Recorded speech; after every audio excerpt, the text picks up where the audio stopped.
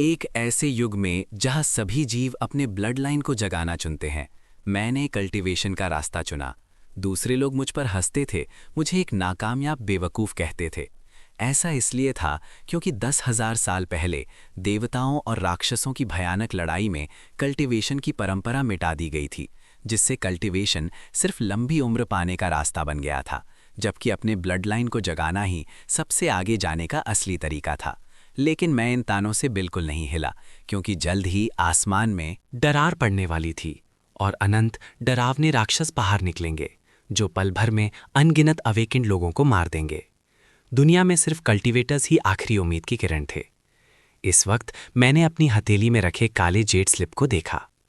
मेरे पिछले जन्म में मेरा परिवार और मैं उस तबाही में मारे गए थे, लेकिन मेरा पुनर्जन्म एक अलग दुनिया के कल्टीवेशन वर्ल्ड में हो गया, जहां मुझे इत्तेफाक से वन थॉट रीइंकार्नेशन टेक्निक मिल गई। 10,000 साल की कड़ी कल्टीवेशन के बाद मैं एक ना हारने वाला लेजेंड बन गया। अपने समय का एक किस्सा बन गया। लेकिन इतनी कड़ी कल्टीवेशन के बाद भी मैं अमर होने के बाद हेवनली डीमन के आने से एक दिन पहले लौटना चाहता था, ताकि मैं उन लोगों को बचा सकूं जिन्हें मैं बचाना चाहता था। अचानक मेरी अगली इमॉर्टल आजमाइश के दौरान कुछ पहले से तैयार डिमोनिक कल्टीवेटर्स ने मुझ पर हमला कर दिया और मुझे एक ऐसी गहराई में ढकेल दिया जहां से लौटना नामुमकिन था। हैरानी की बात है, जब मैंने दोबारा आंखें खोलीं तो मैं उस समय में वापस आ गया था जब मैं एक सेक्ट के लिए अपना एप्लीकेशन भर रहा था। किनमोचन, अगर तुम इमॉर्टैलिटी कल्टीवेट करने पर अड़े हो तो हम इस ट्रायल में तुम्हारा साथ नहीं देंगे, किसी और को ढूंढ लो। शन योंग श्वांग निराशा के साथ अंदर आई। उसके पीछे 2 आदमी और 2 औरतें थीं। 1 महीने पहले ये 6 लोग इस ट्रायल के लिए टीम बनाने पर राजी हुए थे। पिछली बार ये 5 लोग ग्रुप तोड़ना चाहते थे, क्योंकि उन्होंने देखा कि मेरा ब्लड लाइन अवेकन नहीं हुआ था। आखिर जिनके ब्लड लाइन अवेकन नहीं होते वो उनकी नज़रों में सिर्फ बोझ और बेकार थे। ठीक है, मैंने शांति से जवाब दिया। ये साधारण सा जवाब सुनकर 5 हैरान रह गए। उन्होंने सोचा था कि मैं उनसे विनती करूंगा कि मुझे ना छोड़ें, क्योंकि जिनके ब्लड लाइन अवेकन नहीं होते उनके लिए अवेकन्ड लोगों का साथ पाना मुश्किल होता है। ऐसा लग रहा था कि किनमोचन ने अपना ब्लड लाइन अवेकन करने से पहले ही हार मान ली थी। ये देखकर शेन यिंगश्वांग, उसकी आंखों में हल्का सा अफसोस झलक गया। अपना ख्याल रखना, एक पतले से लड़के ने ताना मारते हुए मेरी तरफ देखकर कहा। लगता है हम एक मजाक देखने वाले हैं। 100 साल पुरानी दिमागी बीमारी के बिना कोई कल्टीवेशन जैसे शब्द लिख ही नहीं सकता। मुझे अपने टीममेट्स द्वारा छोड़ दिया जाते देख आसपास के डिसाइपल्स फिर से हंसने लगे, लेकिन मैंने कोई ध्यान नहीं दिया। घर वापस आने पर मेरे माता पिता ने मेरे लिए एक शानदार दावत तैयार की थी। ये जानकर कि उनके बेटे का ब्लड लाइन अवेकन नहीं हुआ है, उन्होंने खाने के वक्त इस बारे में कोई बात नहीं की। खाने के बाद ही मेरे पिता ने मुझे वापस बुलाया और एक सफ़ेद जेड स्लिप मेरे हाथ में दी। बेटा चेन, ये लो। उन्होंने एक गहरी सांस ली और मुस्कुराए। जिसमें हमारी 20 साल से ज़्यादा की बचत है। इसे ले लो। तुम्हारी माँ और मेरा ब्लड लाइन अवेकन नहीं हुआ है, फिर भी हमने शांति से जिंदगी गुजारी है।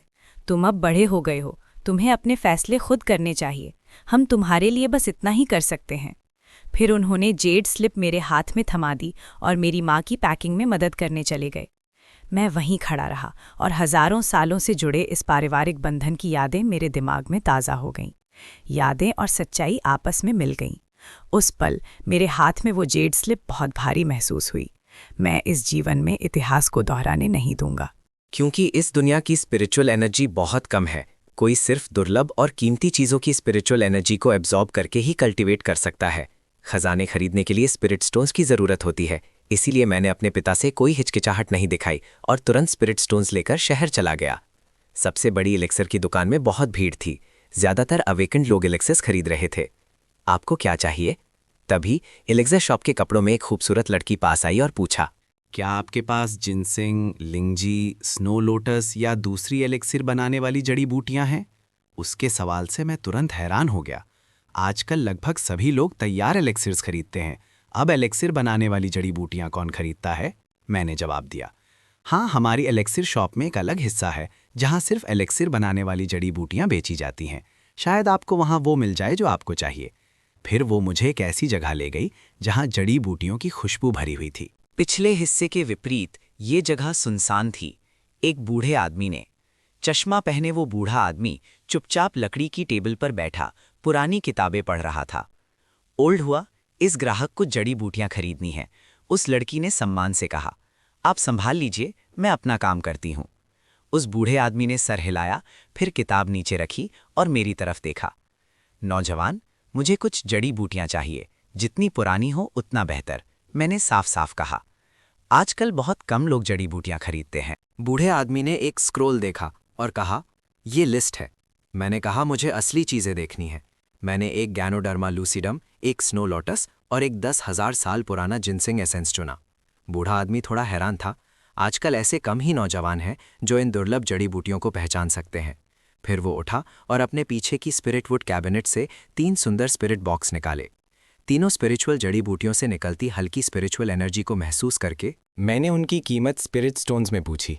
एक जड़ी बूटी की कीमत 3,50,000 स्पिरिट स्टोन्स थी और तीनों की कुल कीमत 10,50,000 स्पिरिट स्टोन्स होगी।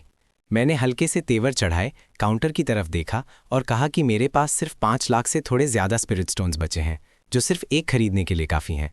एक पल सोचने के बाद मैंने उस बूढ़े आदमी से कुछ और थोड़ी सस्ती जड़ी बूटियां लाने को कहा। उन्हें ध्यान से देखने और उनके असर और कीमत की तुलना करने के बाद मुझे 3,50,000 बहुत महंगा लगा। जेड मैरो फ्रूट की कीमत सिर्फ 10,000 स्पिरिट स्टोन्स थी। 10,000 साल पुराने गिनसिंग एसेंस का असर 20 जेड मारो फ्रूट्स के बराबर था। 10,000 साल पुराने गिनसिंग एसेंस की उम्र और दुर्लभता को देखते हुए इसकी कीमत ज़्यादा से ज़्यादा 2.5 लाख स्पिरिट स्टोन्स होनी चाहिए, मैंने धीरे से कहा। ये सुनकर उस बूढ़े आदमी की आंखें चमक उठीं। जवान हो लेकिन जानकार हो, लेकिन ये सुनसान इलाके का जंगली 10,000 साल पुराना गिनसिंग एसेंस है। 18 साल की उम्र से पहले इसका नियमित सेवन करने से ब्लड लाइन अवेकन होने की संभावना बढ़ जाती है। सिर्फ इस एक बात के लिए ही इसकी कीमत कम से कम 1 लाख स्पिरिट स्टोन्स बढ़ जाती है। बूढ़े आदमी ने एक तरफ इशारा किया और कहा, वो कल्टिवेटेड जिनसेंग एसेंस है। अगर तुम कल्टिवेटेड जिनसेंग एसेंस लेते हो तो मैं तुम्हें वो 1 लाख स्पिरिट स्टोन्स में दे सकता हूँ। मैंने उस पर एक नज़र डाली और सर हिला दिया। उसमें कोई स्पिरिचुअल एनर्जी नहीं है और वो मेरे लिए बेकार है। तभी एक अधेड़ उम्र का कल्टिवेटर, जिसके चेहरे पर घाव के निशान थे और जो दिखने में खतरनाक लग रहा था, स्पिरिट मेडिसिन शॉप में घुसा। उसने आते ही अपना स्टोरेज बैग काउंटर पर रख दिया। बैग से खून की कुछ बूंदें टपक रही थीं। बूढ़े आदमी ने स्टोरेज बैग खोला और उसमें से खून से सने डीमन बीस्ट्स का एक ढेर निकाला। बढ़िया माल लाए हो, बूढ़े आदमी ने तारीफ की। बुरा नहीं है, हमें 2 4th टियर डीमोनिक बीस्ट्स मिले और मेरे कई साथी मारे गए। वो अधेड़ आदमी मुस्कुराया, उसके पीले दांत दिख रहे थे। कुल 20 लाख स्पिरिट स्टोन्स, इन्हें एक स्पिरिट स्टोन जेड स्लिप में बदल दो। मेरे लिए कुछ स्पिरिट लिक्विड तैयार रखना याद से। मैं कल इसे लेने आऊँगा। इतना कहकर वो मुड़ा और बिना पीछे देखे चला गया। आपकी दुकान मटेरियल्स भी लेती है? मैंने हैरानी से पूछा। बूढ़े आदमी ने मटेरियल्स को अलग करते हुए सर हिलाया। कुछ स्पिरिट लिक्विड्स बनाने के लिए स्पिरिट मटेरियल्स की ज़रूरत पड़ती है। ये आदमी इस तरह के अवेकेंड बीइंग्स का एक्सपर्ट था।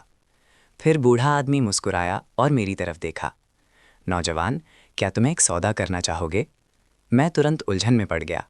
कैसा सौदा? मैं देख सकता हूँ कि तुम्हारे पास स्पिरिट स्टोन्स की कमी है। तुम्हारी इन जड़ी बूटियों को परखने की नज़र बहुत तेज़ है। मेरी दुकान में काम करने के बदले इन 3 जड़ी बूटियों को अपनी पेमेंट समझ लो। मैंने कुछ देर सोचा, फिर धीरे से अपना सर हिला दिया। बूढ़े आदमी ने काउंटर पर अपनी उंगलियां टपटपाई और कहा, तो चलो बीच का रास्ता निकालते हैं। लोग अक्सर बीस्ट वेस्टलैंड से जड़ी बूटियां लाते हैं, जिनमें से कुछ काफ़ी अजीब होती हैं। मैं उनकी कीमत नहीं लगा पाता, तब मुझे उनकी कीमत लगाने में तुम्हारी मदद चाहिए होगी, ठीक है? मैंने सर हिला दिया। ये शर्त मेरे लिए फ़ायदेमंद लग रही थी, लेकिन मेरे अनुभव और जानकारी के साथ उस बूढ़े आदमी के लिए जड़ी बूटियों की कीमत लगाना असल में उसके लिए एक बड़ा सौदा था। ठीक है, अगली बार मिलते हैं, मुझे तुम्हारे सरप्राइज़ का इंतज़ार रहेगा। बूढ़े आदमी ने कीमत कम कर दी और फिर मुड़कर मटेरियल्स ठीक करने लगा। जड़ी बूटियां लेने के बाद मैं अपने मैजिकल आर्टिफैक्ट पर बैठकर ब्राइट मून लेक स्पिरिचुअल रियम चला गया। पुनर्जन्म के बाद मुझे पता चला कि bright moon lake spiritual energy में स्पिरिचुअल एनर्जी कहीं और से ज़्यादा है। मैं वहाँ ची रिफाइनिंग रेल में ब्रेक थ्रू करने जा रहा था। तीनों स्पिरिचुअल जड़ी बूटियों में मौजूद स्पिरिचुअल एनर्जी बहुत ज़्यादा नहीं थी। अगर मैं दूसरे कल्टिवेटर्स के साथ ची रिफाइनिंग रेल में ब्रेक थ्रू करता तो ये मुश्किल होता, लेकिन एक शक्तिशाली व्यक्ति के रूप में जो कभी ह्यूमन पाथ के शिखर पर खड़ा था, मैं इन 3 स्पिरिचुअल जड़ी बूटियों का पूरा फायदा उठा सकता था और पूरे विश्वास के साथ ची रिफाइनिंग रेल में ब्रेक थ्रू कर सकता था। Bright moon lake spiritual rail में झील के किनारे कई बूढ़े आदमी भी बैठे थे जो ध्यान लगा रहे थे और इमॉर्टैलिटी कल्टिवेट कर रहे थे, लेकिन मेरी नज़र में उनका कल्टिवेशन बस वहां बैठकर अपने मन और शरीर को आराम देना था। ये असली कल्टिवेशन बिल्कुल नहीं था। मैं एक मोटे स्पिरिचुअल विलो के पेड़ के पास बैठ गया। कई सफ़ेद बालों वाले बूढ़े आदमियों ने मुझे घेर लिया।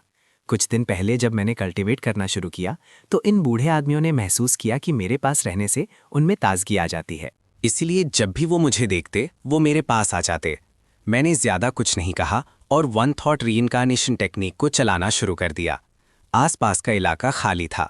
स्पिरिचुअल एनर्जी की एक पतली परत इकट्ठा हुई जिससे विलो की टहनियाँ हिलने लगी और वो पहले से ज़्यादा हरी दिखने लगी। आसपास के बुजुर्गों को एकदम ताज़ा महसूस हुआ। उनके चेहरे गुलाबी हो गए, जैसे उन्हें अपनी जवानी वापस मिल गई हो। रात के दूसरे पहर में जब चांद रोशन था और तारे कम थे, स्पिरिचुअल रेल में भीड़ धीरे धीरे कम हो गई। अपने अंदर एक बार और जांचने के बाद मुझे लगा कि मैं ब्रेक थ्रू की कोशिश कर सकता हूँ, इसीलिए मैंने ज़मीन पर एक छोटा सा स्पिरिट गैदरिंग अरे बनाया। 3 स्पिरिचुअल जड़ी बूटियाँ निकाली और उन्हें अरे में रख दिया। अरे से एक धुंधली रोशनी निकली और तीनों स्पिरिचुअल जड़ी बूटियाँ जल्दी से मुरझा गईं।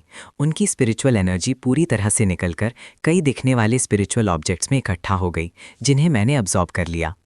इस वक्त मेरा पूरा ध्यान सिर्फ उस रुकावट को तोड़ने पर था। सुबह होते ही एक ठंडी हवा मेरे आसपास चली। मैंने अचानक अपनी आंखें खोली, एक लंबी सांस छोड़ी और लंबे समय से खोई हुई स्पिरिचुअल पावर को महसूस किया। आखिरकार मैंने ची रिफाइनिंग के पहले लेवल में ब्रेक थ्रू कर लिया। अब मैं कुछ छोटी मोटी टेक्निक्स कर सकता था। धर्मा एक तरह से अपनी रक्षा करने की शक्ति रखता है। पिछले जन्म में मुझे कल्टीवेशन के बारे में कुछ नहीं पता था। 100 साल तक ठोकर खाने के बाद आखिरकार मैं सही रास्ते पर आया। इस जीवन में मुझे हर रेल्म को परफेक्ट करना होगा और फिर से शिखर पर पहुंचना होगा। फिर मैं उठा और वहां से चला गया। उसी वक्त कुछ बुजुर्ग आदमी सुबह की एक्सरसाइज करते हुए वहां आए। ये ज़मीन पर किसने बनाया है? बड़ा दिलचस्प है। एक पतले सफ़ेद बालों वाले आदमी ने, जिसका चेहरा जवान लग रहा था, तेवर चढ़ाए उसे कुछ देर देखा, फिर उस पैटर्न के बीच में बैठ गया। अचानक वो चौंक गया। अरे, ये तो कमाल है। मेरे लिए पता लगाओ ये किसने बनाया है। घर आकर मैंने एक धर्मा रोब पहना और सेक्ट की तरफ निकल गया। कुछ ही समय में होली एकेडमी सभी सेक्ट्स को एक साथ लाकर पहला हेवनली मैंडेट कप कंपटीशन आयोजित करेगी। पहले स्थान पर आने वाले को बहुत ज़्यादा अटेंशन और बड़े रिसोर्सेज मिलेंगे। सिर्फ सेक्ट के जरिए, सिर्फ वो लोग जो सेक्ट असेसमेंट पास करते हैं, उन्हें हेवनली फेट कप टूर्नामेंट में हिस्सा लेने का मौका मिलता है। इसलिए मुझे इस सेक्ट असेसमेंट में शामिल होना ही था। इस वक्त किंग युन सेक्ट के 6 हॉल्स में बहुत शोर और अफरा तफरी थी। मेरे आने से हॉल्स में कुछ पल के लिए शांति छा गई। हमारे सेक्ट का कल्टीवेशन मास्टर आ गया। किसी ने ताना मारा, लेकिन जैसी उम्मीद थी वैसा समर्थन नहीं मिला। इस वक्त दूसरे डिसाइपल्स मुझे हैरानी से देख रहे थे। आज मैं पहले से अलग लग रहा था। मुझ में एक अलग ही एहसास था। तभी टीचिंग एल्डर लिन शियाओ हॉल में आई, सबको शांत करने के लिए टेबल पर हाथ मारा और फिर इस सेक्ट असेसमेंट के लिए सावधानियां बताने लगी। युनजू के 28 सेक्ट्स की इस जॉइंट एग्जामिनेशन का स्थान 38 ट्रायल सीक्रेटरियम था, जहां उन्हें अलग अलग लेवल के मॉन्स्टर्स का शिकार करना था। अलग अलग पॉइंट्स मिलेंगे, जिसमें first year level 1 demonic beast से मिलने वाले पॉइंट्स फाउंडेशन एस्टैब्लिशमेंट अनुभव के बराबर हैं। सब लोग स्क्वायर में जाकर अपनी यात्रा से पहले का सामान ले लो। इतना कहकर लिन श्वेयाओ मुड़ी और चली गईं। डिसाइपल्स कृपया लाइन में लगकर अपना सामान लें। तभी स्क्वायर के सामने से एक शानदार आवाज़ आई। वो सेक्ट लीडर थे। एक अवेकेंड वन होने के नाते बिना किसी एम्पलीफाइंग मैजिक वेपन के भी उनकी आवाज़ बहुत डरावनी थी। अवेकेंड वंस अपना सामान बीच से लें। वेपन रिफाइनर्स दाईं तरफ और एल्केमिस्ट्स बाईं तरफ। हमारे सेक्ट के अलावा और किसने इमोर्टैलिटी कल्टिवेट करना चुना? जैसा कि सब जानते हैं, सेक्ट असेसमेंट के दौरान अलग अलग चुनाव के नतीजे में अलग अलग रिसोर्स पैक्स मिलते हैं। एक जैसे एलिक्सर्स के अलावा अवेकेंड वंस को होली एकेडमी द्वारा बनाया गया एक स्पिरिचुअल आर्मर का सेट मिलेगा। वेपन रिफाइनर्स, जिन्हें नॉविस वेपन रिफाइनिंग पपेट मिलेगा, उन्हें नॉविस एल्केमी फर्नेस मिलेगा। जहां तक इमॉर्टैलिटी कल्टिवेट करने की बात है, ये सेक्ट असेसमेंट में पहले कभी नहीं हुआ। यहाँ तक कि सेक्ट लीडर को भी नहीं पता था कि इसके साथ कौन सा मैजिक वेपन देना ठीक रहेगा। थोड़ी देर सोचने के बाद वो हंस पड़े। ये इमॉर्टैलिटी कल्टिवेटिंग डिसाइपल अपना सामान लेने मेरे पास आया है। ऐसा सीन आम डिसाइपल्स के लिए अजीब हो सकता है, लेकिन इसका मुझ पर कोई असर नहीं हुआ। मैं शांति से स्टेज पर चला गया। डिसाइपल, अगर तुम अभी भी अपना मन बदलना चाहते हो तो मैं तुम्हें दूसरा मौका दे सकता हूँ। सेक्ट लीडर ने मुझे समझाने की कोशिश की, लेकिन मैंने अपना सर हिला दिया। सेक्ट लीडर ने आह भरी, साय, ये लड़का इतना जिद्दी कैसे हो सकता है? लेकिन वो और कुछ नहीं कह सके। मेहनत करना। सेक्ट लीडर ने तमाशा देख रहे दूसरे डिसाइपल्स को गुस्से से देखा। क्या देख रहे हो? जल्दी करो और अपना सामान लो। उसी पल लंबे नीले बालों वाली, लंबे कद की और सुंदर चेहरे वाली एक लड़की पास से गुजरी। उसकी निगाहें हल्के से उस पर पड़ी, उसे ध्यान से देखते हुए।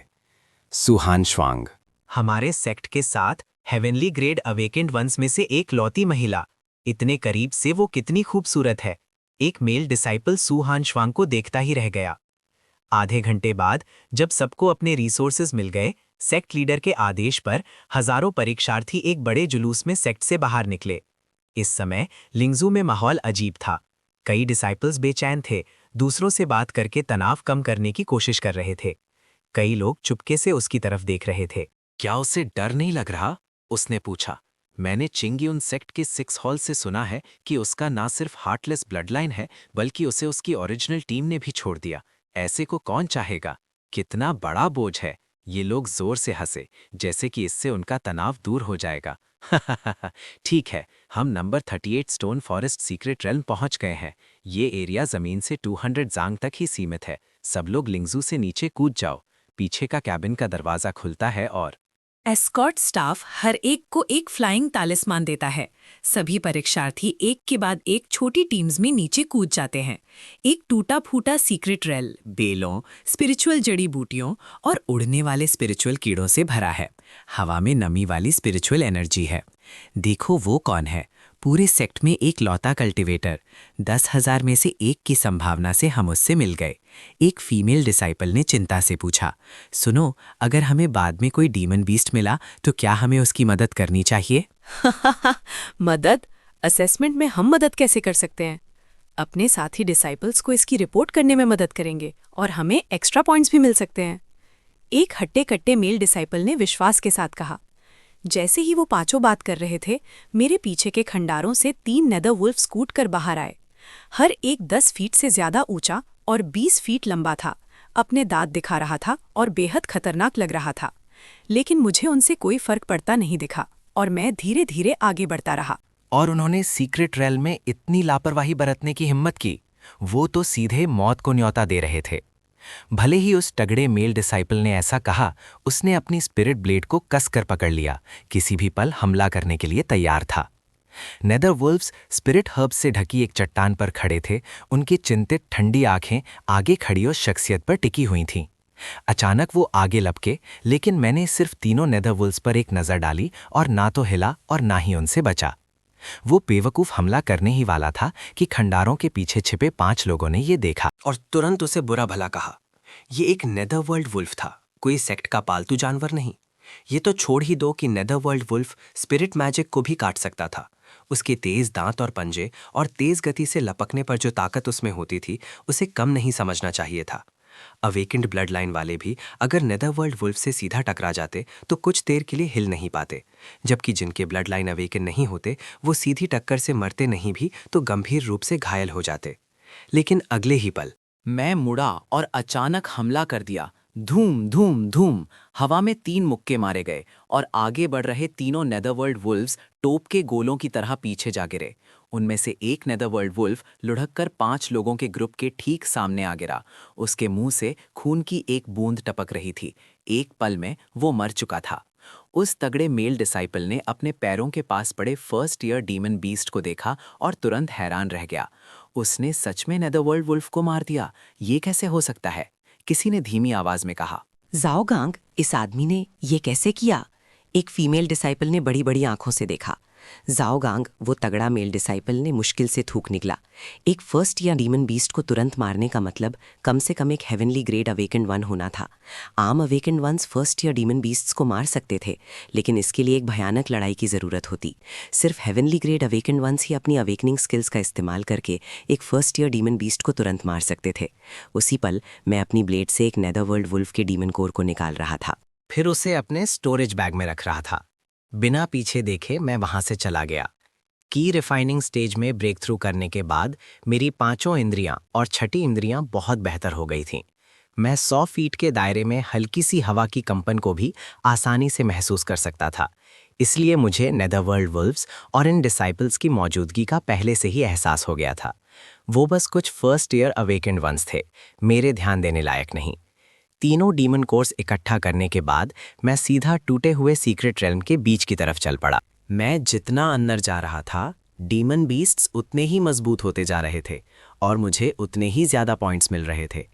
हेवनली फेट कप में हिस्सा लेने के लिए मुझे यून्सहो के टॉप 50 में होना ज़रूरी था। इसलिए सेंट्रल एरिया में सेकंड टियर या उससे ऊपर के डीमन बीस्ट्स का शिकार करना ही हिस्सा लेने का एकमात्र तरीका था। ये मेरा अपना चुनाव था। जैसे ही किनमोचन एक टूटे हुए हॉल के पास से गुजरा, अंदर से एक छोटी सी टीम निकली। उनमें से एक ने किनमोचन को हैरानी से देखा। वांग हाओ, सेक्ट में आने के बाद बना मेरा दोस्त, तुम्हें पिछले कुछ दिनों से क्या हो गया है? तुमने छुट्टी ले ली और मैं कम्युनिकेशन जेट स्लिप से भी तुमसे कांटेक्ट नहीं कर पा रहा था। तुम ठीक तो हो? वांग हाओ ने यूं ही पूछा। मैं ठीक हूं। पुनर्जन्म के बाद से मेरा मैजिकल आर्टिफैक्ट से कम ही संपर्क रहा है, इसीलिए मैंने उन्हें नहीं देखा है। अच्छा है कि तुम ठीक हो। तुम बिल्कुल अकेले हो। शनियंग श्वांग और बाकी लोग कहाँ हैं? छोड़ो, जब तुम अकेले हो तो मेरे साथ आओ, वांग हाओ बोलता ही गया। मैंने सर झुकाकर हल्की मुस्कुराहट दी। ये हुई ना बात, हमारे श्वेंतियान ट्विन हीरोज। असेसमेंट में एक साथ सब कुछ साफ कर देंगे। रानी मेरे शामिल होने से बहुत खुश है। चलो, मैं तुम्हें अपने ही हॉल के इन डिसाइपल से मिलवाता हूं। ये काफी मजबूत हैं। किनमोचन, मेरा प्यारा दोस्त, बाद में हमारे साथ ही सफर करेगा। कृपया उसका अच्छे से ख्याल रखना। वांग हाओ ने इंट्रोड्यूस किया। मैंने बेपरवाही से सर हिला दिया। लिऊ फेंग और दूसरे दो मेरा रवैया देखकर शक में पड़ गए। नाखुश तो थे, लेकिन वांग हाओ का सम्मान करते हुए मैंने ज्यादा कुछ नहीं कहा। बस उम्मीद की कि ये आदमी ज्यादा बेशर्म नहीं होगा और सेक्ट में दाखिले के लिए पॉइंट्स ट्रांसफर होने के बाद खुद ही चला जाएगा। मैं नहीं चाहता था कि वो हमारी टीम को परेशान करता रहे। खंडरों से गुजरते हुए लियू फेंग और दूसरे लोग असेसमेंट के आसपास की स्ट्रैटेजी पर चर्चा कर रहे थे। भले ही हमारी टीम में एक आदमी और था, थोड़ी मेहनत से हम अभी भी कुछ पॉइंट्स वापस ला सकते थे। दो मिंग ने मेरी तरफ देखा और फिर कहा, मैं उनकी मेरे शामिल होने से नाखुशी को कैसे नहीं सुनता। लेकिन उसने ज्यादा कुछ नहीं कहा। इस पल मैंने अपनी दाईं तरफ के खंडरों की तरफ देखा। मुझे एहसास हुआ कि वहां डेमोनिक बीस्ट्स आ रहे हैं। वो झुंड में रहने वाले डेमोनिक बीस्ट्स होने चाहिए। कुछ कदम चलने के बाद वांग हाओ और बाकी लोग भी रुक गए और चौकस होकर इधर उधर देखने लगे। तभी मेरी दाईं तरफ के खंडारों से डेमोनिक बीस्ट्स के दौड़ने की आवाज आई। 25 डेमोनिक बीस्ट्स खंडारों से बाहर निकले। 1 second year armoured boar, 12 first year ghost wolves और 11 first year double tail spirit cats. चिनमोचन और मैं सेकंड ईयर आर्मर्ड बोर को रोक कर रखेंगे। तुम लोग जल्दी से। फर्स्ट ईयर डेमोनिक बीस्ट से निपटो। वांग हाओ का चेहरा गंभीर था जब उसने ठंडे स्वर में कहा कि दूसरे 3 बिना कुछ कहे अपनी स्पिरिट प्लेट्स के साथ आगे बढ़े। आयरन क्लैड बोर, जैसा कि नाम से ही साफ है, अटैक और डिफेंस दोनों में ही ऊंचा था, जिससे उसे मारना मुश्किल था। साफ था, वांग हाओ का 1 सेकंड टीयर गिमन बीस्ट को अकेले मारने का कोई इरादा नहीं था। उसकी हरकतें तेजी से थीं। वो एक चिड़िया की हल्की सी हरकत से बच रहा था। वांग हाओ ने आयरन क्लैड बोर से 4-5 घंटे तक लड़ाई की, जब तक लियू फेंग और दूसरे 2 ने सभी फर्स्ट ईयर डीमन बीस्ट्स को मार नहीं दिया। फिर उन्होंने आयरन क्लैड बोर को दोबारा घेर लिया। आधे घंटे से भी कम समय में उन्होंने सामने आए सभी 18 डीमन बीस्ट्स को मार दिया था, जिससे उन्हें 27 से ज्यादा पॉइंट्स मिले। असेसमेंट में ये स्पीड काफ़ी अच्छी थी। हमेशा की तरह हर व्यक्ति को 5 पॉइंट्स और 2 एक्स्ट्रा पॉइंट्स। मैंने शांति से अपने 5 डीमन कोर्स और टीम का माल स्वीकार कर लिया। फिर मैं ज़रूर आगे आऊँगा और इस टीम को एक ऐसा इनाम दूंगा जो इन 5 डीमन कोर्स से कहीं ज़्यादा होगा। ये मेरा विश्वास है। तभी खंडारों से एक धीमी गुर्राने की आवाज़ आई, जैसे किसी सीक्रेट रेल्म की गहराइयों से किसी स्पिरिट बर्ड की चीख। अच्छा नहीं हुआ, ये एक सेकंड टीयर गेल ऑस्ट्रिच है। आवाज़ से लग रहा था कि कम से कम 10 सेकंड टीयर गेल ऑस्ट्रिचेस हैं। आवाज सुनकर लिू फेंग और बाकी लोगों के चेहरे गंभीर हो गए। वांग हाओ ने भी तेवर चढ़ाए और पीछे हट गया। फिर उन्होंने गेल ऑस्ट्रिचेस को खंडरों से उड़ते हुए देखा और उन्हें घेर लिया। हर एक 2 या 3 जांग ऊंचा था और उसके पंजे ऐसे लग रहे थे जैसे स्पिरिट आयरन से बने हों, जिससे एक मजबूत दबाव का एहसास हो रहा था। ग्रुप के लोगों के चेहरे का रंग उड़ गया। वांग हाओ ने अपनी स्पिरिट स्वॉर्ड निकाली, अपनी पूरी ताकत से लड़ने के लिए तैयार हो गया। एक पल रुको, पहले मेरे पीछे आकर यहां से बचने की कोशिश करो, उसने कहा। लेकिन इससे पहले कि वो अपनी बात पूरी कर पाता, एक शख्सियत उनके पास से तेजी से गुजर गई। ये शख्सियत इतनी तेज थी कि उनकी आंखें उसकी गति को पकड़ नहीं पा रही थीं।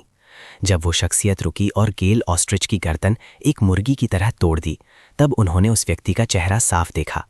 चिन मोचिन और वांग हाओ हैरान रह गए। क्या वो अनअवेकेंड नहीं होना चाहिए था? वो इतना शक्तिशाली कैसे हो सकता है? फिर उन्होंने मुझे गले ऑस्ट्रिच को अपनी तरफ खींचते हुए देखा। वांग हाउ जोर से हंसा और मुझे मुक्का मारा। हा, तुम इतने शक्तिशाली कब से हो गए? तुमने एक सेकेंड ईयर डीमन बीस्ट को एक झटके में मार दिया। कहीं तुम हेवनली ग्रेड अवेकेंड 1 तो नहीं हो?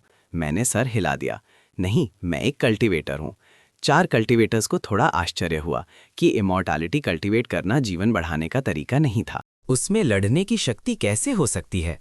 उसने पहले चिन मोचन को टीम में शामिल होने के लिए बुलाया था, लेकिन उसमें कुछ दबाव था क्योंकि टीम सिर्फ टॉप सेक्ट्स के लिए स्कोर थ्रेशोल्ड तक पहुंचने के लिए बनाई गई थी।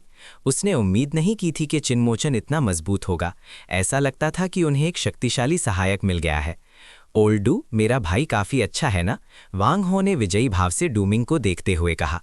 डूमिंग ने एक अजीब मजबूरी वाली मुस्कान दी। जबकि चिनमोचन इतना शक्तिशाली है, मैं सुझाव देता हूं कि हम और अंदर तक जाएं। ल्यू वे ने बात को संभालते हुए कहा, शायद हम 1500 से ज्यादा पॉइंट्स हासिल कर सकते हैं और एक फर्स्ट रेट सेक्ट में प्रवेश कर सकते हैं। मैं भी यही सोचता हूं। किन मोचन, तुम देखो, मुझे इस पर कोई आपत्ति नहीं है। जब से वांग हाउ से मिला, उन्होंने उसकी मदद करने की योजना बनाई। समय तेजी से गुजर गया और शाम हो गई।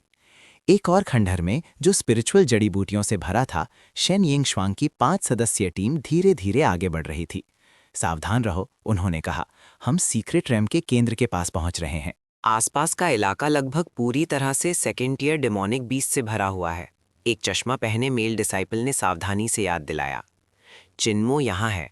जब तक वो अवेकेंड ब्लड लाइन यूजर हमारे साथ है, हमें सावधान रहने की जरूरत हो सकती है। अब जब वो चला गया है, हमें शांत क्यों रहना चाहिए? शाओई ने कहा।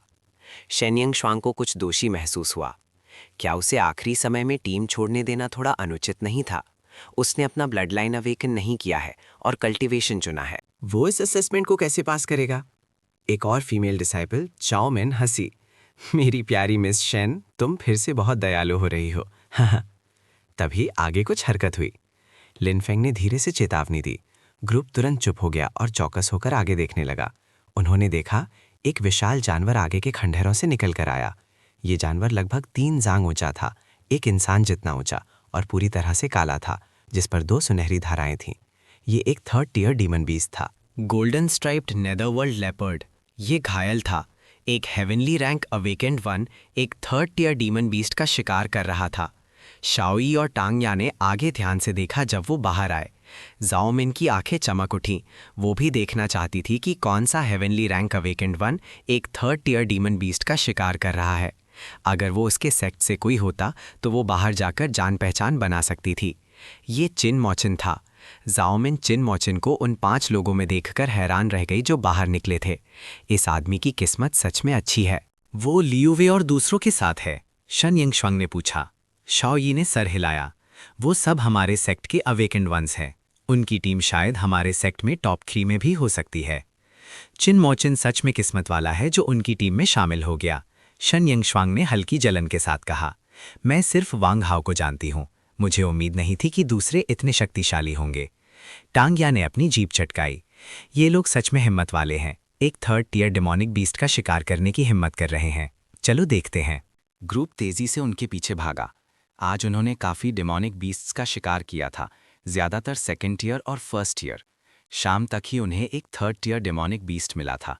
उन्होंने खुद हमला किया और उसे गंभीर रूप से घायल कर दिया।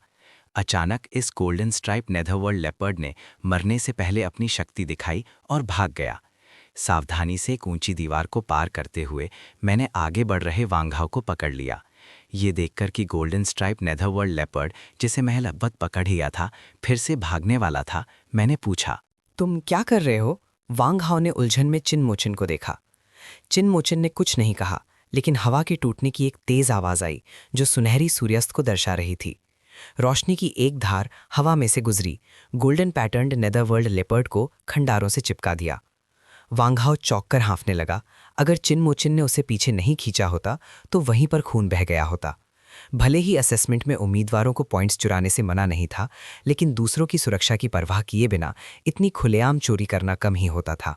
कौन था वो? वैंग हाओ ने गुस्से से उस दिशा में देखा जहां से स्पिरिट ब्लेड आई थी। खंडरों से 3 लोग निकले, 3 नौजवान, भूरे काले कपड़ों में, तियानश्वन सेक्ट के सदस्य। ल्यू वे, तियानश्वन सेक्ट का एक हेवनली रैंक अवेकेंड, उनमें से एक था। दूसरों ने उन्हें तुरंत पहचान लिया। तुम लोग यहाँ क्या कर रहे हो? तुम्हारे तेवर देखकर लगता है कि तुम हमारा शिकार चुराने वाले हो।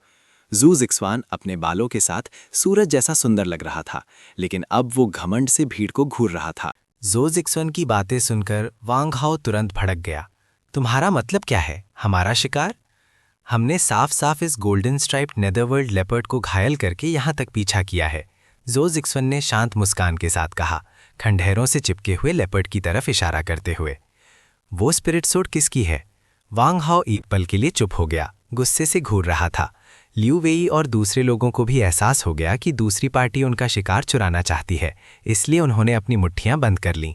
दूसरी पार्टी हेवनली प्रोफाउंड सेक्ट से एक हेवनली ग्रेड अवेकेंड थी। अगर वो सब एक साथ हमला करते तो भी शायद वो उसका मुकाबला नहीं कर पाते। इस जानवर को स्पिरिट सोड से मारकर चिपकाया गया है, और जबकि ये स्पिरिट सोड मेरी है तो ये जानवर भी ज़रूर मेरा है। जू जिक्सवान ने उनके गुस्से भरे घूरने को नज़रअंदाज किया, दीवार से चिपके गोल्डन स्ट्राइप नेदरवर्ल्ड लेपर्ड के पास गया, स्पिरिट सोड निकाली और नोक की हल्की सी झटके से लेपर्ड के डीमन कोर को दूर कर दिया। तभी एक अंगूठे के आकार का स्पिरिट स्टोन निकला, एक झंझनाहट के साथ खंडहरों से टकराया और फिर वापस उछलकर उस लेपर्ड से टकराया जिसे जाओ जिक्सवन इस्तेमाल कर रहा था। स्वान द्वारा हटाए गए डीमन कोर सीधा मेरी तरफ उड़ा। फिर मैंने उसे एक कलाई के झटके से पकड़ लिया। जाओ जिक्सवन जैसा उस्ताद? जाओ जिक्सवन की आंखें से खुल गईं। उसने ठंडे स्वर में मेरी तरफ देखा। ऐसे हुनर वाला एक आम आदमी, दिलचस्प। ये डीमन बीस्ट मेरा है, इसलिए उसमें फंसी हुई स्पिरिट नाइफ भी मेरी होनी चाहिए। मैंने जो जिक्सवान के हाथ में स्पिरिट नाइफ को देखा और धीरे से अपना दाहिना हाथ बढ़ाया, जैसे कह रहा हूं, बहुत समय हो गया है किसी ने मेरे सामने इतना घमंड करने की हिम्मत नहीं की। जो जिक्सवान को मजाक आया। उसने धीरे से अपना दाहिना हाथ उठाया। उसके आसपास का तापमान अचानक बढ़ गया और जमीन पर और उसके पैरों के पास की स्पिरिट हर्ब्स तुरंत सूख गईं और जलने लगीं। इतनी शक्ति वाला एक हेवनली ग्रेड अवेकेंड वन, मैं तुम्हें एक और मौका दूंगा। मैंने दोनों हाथों से डेमन कोर पेश किया और अपनी गलती मानने के लिए घुटनों के बल बैठ गया। जुजुक्सवान ने अपने होंठ चाटे। आग उसके दाहिने हाथ के चारों तरफ एक अग्नि नाग की तरह घूम रही थी। वो अपने प्रतिद्वंद्वी को डर कर घुटनों के बल दया की भीख मांगते देखने के भयानक दृश्य का इंतजार कर रहा था। लेकिन मैं शांत रहा और धीरे से अपना सर हिला दिया। जरूरत नहीं, खैर तुम्हारा टेस्ट खत्म हो गया। जुजुक्सवान ने ताना मारा। उसके हाथ से लिपटी आग एक अग्नि नाग की तरह हिली, उसे फाड़ने के लिए। सावधान रहो, किनमो चेन, वांग हाओ और दूसरे लोग चौंक गए, लेकिन उनकी नज़रों में ऐसे हुनर आग से खेलने वाले बच्चों से भी बचकाने थे।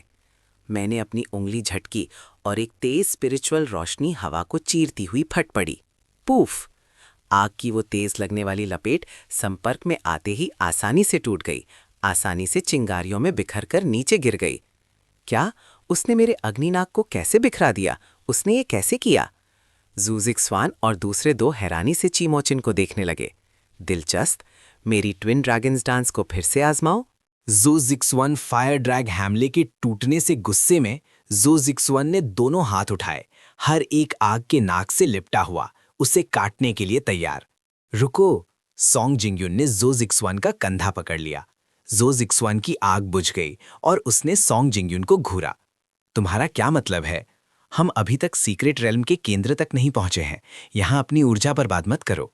ये सिर्फ एक मामूली 3rd टियर डीमन बीस्ट है। ये उनके लिए कुछ भी नहीं है। जो जिक्सवन होश में आया।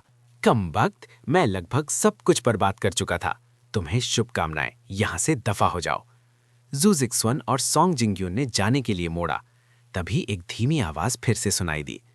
मैंने कहा कि तुम जा सकते हो। इससे वांग हाओ और बाकी लोग चौंक गए।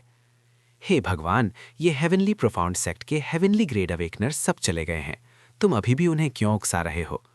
जू जिक्सवन, जो अब तक खुद को रोक रहा था, ये सुनकर अब गुस्से में आ गया। वो हंसा। तुम हद से ज्यादा आगे बढ़ रहे हो। मैं अपने ग्रेड्स को जोखिम में डालकर तुम्हें 1 साल के लिए बिस्तर पर लिटा दूंगा, मैंने बेपरवाही से कहा। कोशिश करके देख लो। सॉन्ग जिंग्यून ने तेवर चढ़ाए और दोनों के बीच आ गया। उसने महसूस किया कि चिन मोचन की तरफ स्पिरिचुअल प्रेशर की लहरें बढ़ रही हैं, लेकिन वो सब एक अदृश्य शक्ति द्वारा दबा दी गईं। इस छोटी सी झड़प से सॉन्ग जिंग्यून का चेहरा बदल गया। ये व्यक्ति बहुत शक्तिशाली है। इस समय सॉन्ग जिंग्यून और समय बर्बाद नहीं करना चाहता था, इसलिए उसने अपनी स्पिरिचुअल ब्लेड चिन मोचन को दे दी। तुम संतुष्ट हो? मैंने धीरे से सर हिलाया। अभी के लिए इतना काफी है। याद रखना, अगली बार नहीं होगा। जिंग्यून, मुझे मत रोको। मुझे इस बच्चे को सबक सिखाने दो। जो जित्सवान एक गुस्से में भरे जानवर की तरह था, लेकिन सॉन्ग जिंग्यून ने उसे मजबूती से पकड़ रखा था। एक स्पिरिचुअल ब्लेड। ये सिर्फ एक चाकू है, उसे रहने दो, सॉन्ग जिंग्यून ने गहरी आवाज में कहा। हम इसे अपने जरूरी काम में देरी नहीं होने दे सकते। आखिर में जो जित्सवान ने दांत पीसे, अपना गुस्सा पी गया और मुड़कर चला गया। वांग हाओ और दूसरे लोग चिनमोचन की हरकतों से पहले ही हैरान थे। वो जानते थे कि चिनमोचन बहुत शक्तिशाली है, लेकिन उसे एक हेवनली ग्रेड अवेकेंड से सीधे टकराते हुए देखकर और यहाँ तक कि हेवनली ग्रेड अवेकेंड से एक स्पिरिट नाइफ छीन लेने पर उनका सम्मान और भी बढ़ गया। वो सीक्रेट रेल्म के केंद्र में चले गए हैं, क्या हम भी चले? रानी ने पूछा। क्यों नहीं, मैंने शांति से कहा। उसी पल सीक्रेट रेल्म असेसमेंट साइट पर बिना अनुमति के व्यक्तियों का प्रवेश वर्जित है साइन के नीचे 4 बिखरे हुए लोग अचानक प्रकट हुए और रुक गए। एक अधेड़ उम्र का कल्टीवेटर एक नफीस सुजुकी बॉक्स उठाए हुए चिल्लाया, तीसरे भाई, असेसमेंट सीक्रेट रियल में गैरकानूनी तरीके से घुसना नियम का उल्लंघन है। अगर पता चला तो तुम्हें सख्त सजा मिलेगी। एक बिखरे हुए नौजवान, जिसके हाथ पर पट्टियां बंधी हुई थी, हिचकिचाया। अब क्या वक्त है? अगर वो लोग हमें पकड़ लेते हैं तो हम मर जाएंगे। नियमों को तोड़ने से क्या डरना है? इतना कहकर वो अधेड़ उम्र का आदमी नफीस स्पिरिट वुड बॉक्स उठाए हुए 5-6 जांग ऊंचे स्पिरिट नेट के ऊपर से कूद गया और सीक्रेट रिल्म में घुस गया।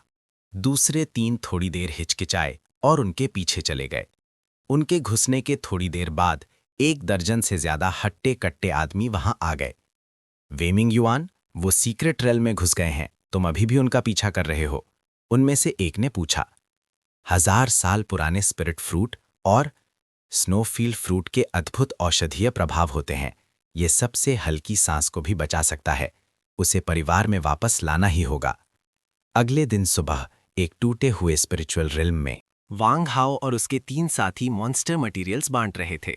वर्तमान में वांग हाओ और उसके ग्रुप सभी सेकेंड टियर मॉन्स्टर्स को संभाल रहे थे, जबकि मैं सिर्फ थर्ड टियर मॉन्स्टर्स का सामना करने पर ही दखल देता था। अचानक खंडहरों से एक टकराव की आवाज आई।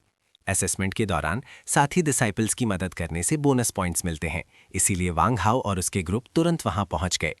शेन यिंगश्वांग, वांग हाओ ने हैरानी से कहा।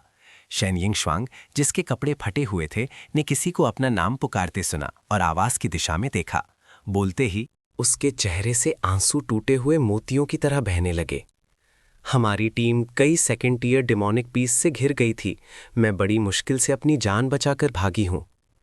शेन यिंगश्वांग की आंखें लाल थीं और वो बारिश में भीगे फूल की तरह रो रही थी।